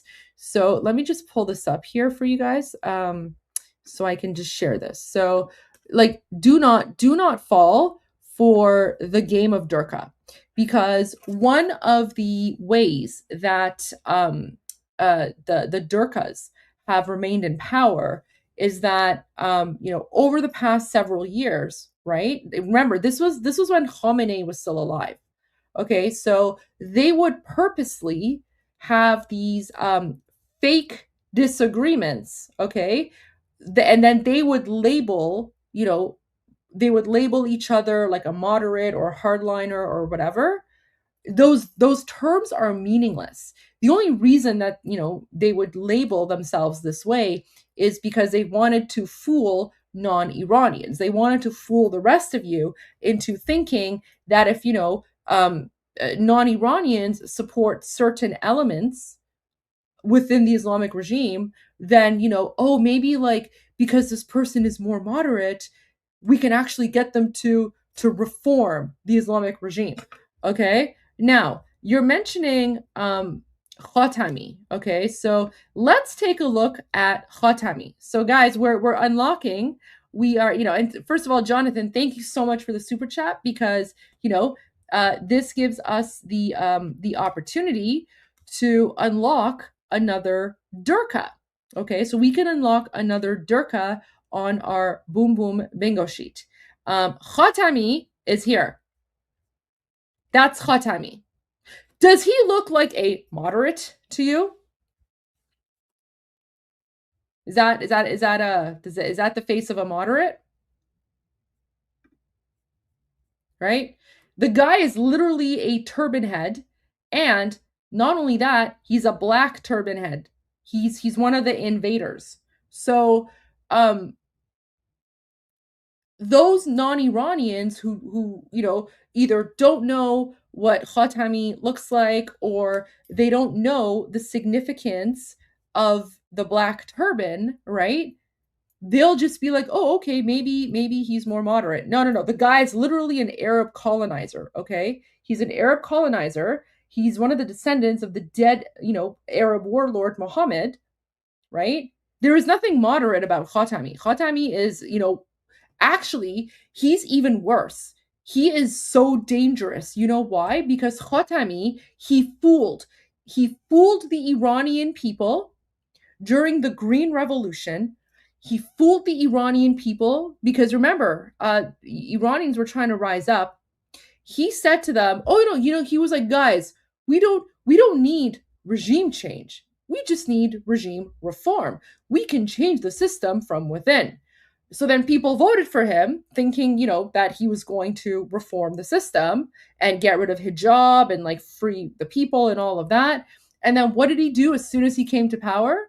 He actually increased executions. He sped up executions.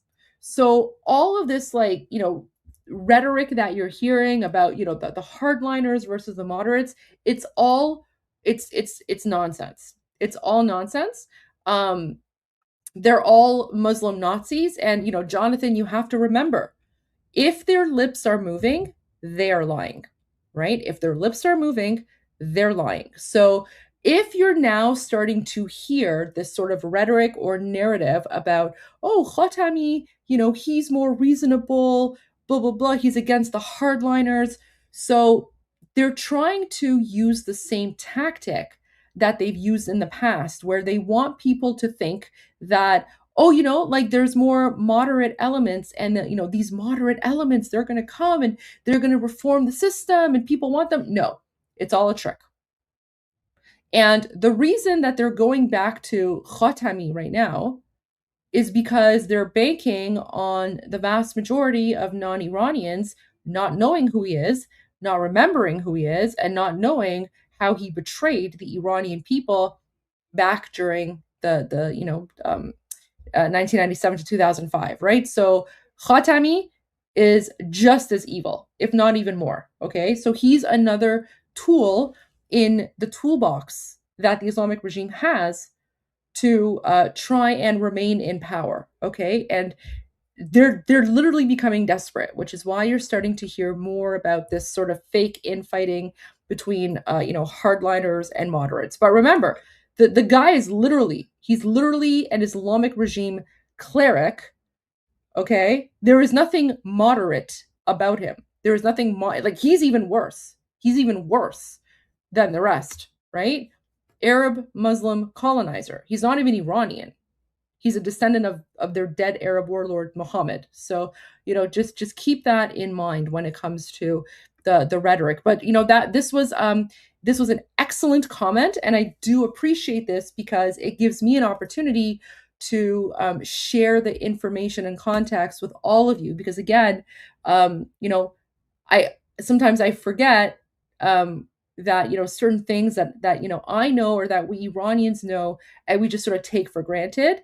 I completely forget that many of you don't know that info. So I always appreciate comments like this because it gives me an opportunity to share that critical background context with you guys so that you guys are better informed, and that you guys are now sort of getting involved, and are able to follow along with the game of Durkas and the Game of Thrones, right? So thank you so much, Jonathan. Appreciate that.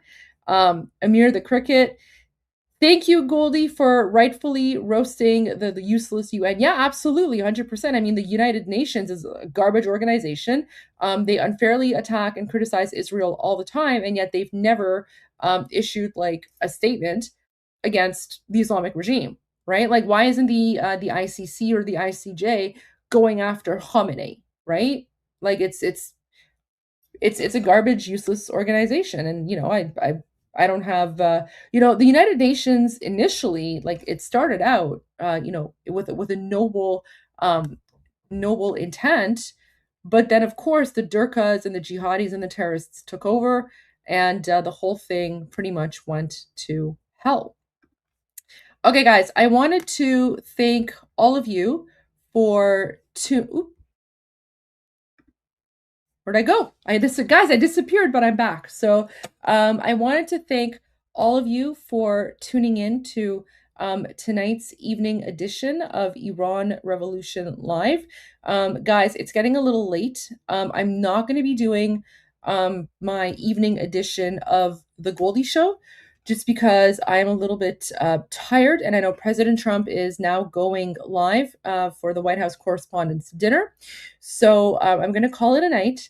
But I will see all of you guys tomorrow for both Iran Revolution Live and, of course, my evening edition of The Goldie Show. But, I can pretty much summarize.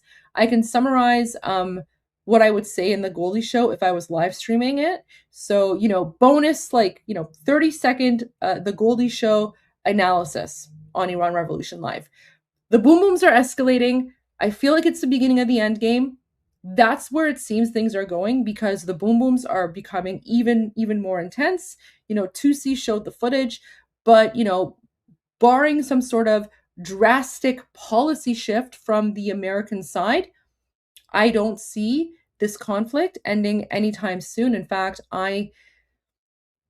we may very well be in the beginning of the end game.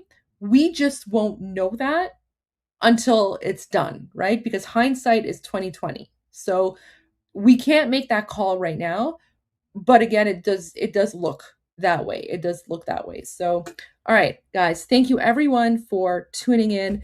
Thank you for being so patient with me, and of course, my very low-tech setup right now.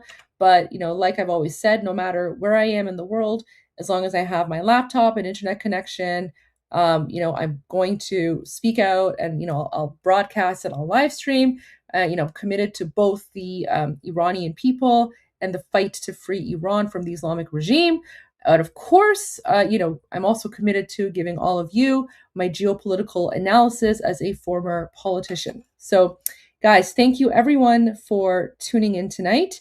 For those of you who are observing, Shabbat Shalom. And as always, I'm Israel Chai. God bless America, Javid Shah, and Payanda Iran. I will see all of you guys tomorrow. Take care.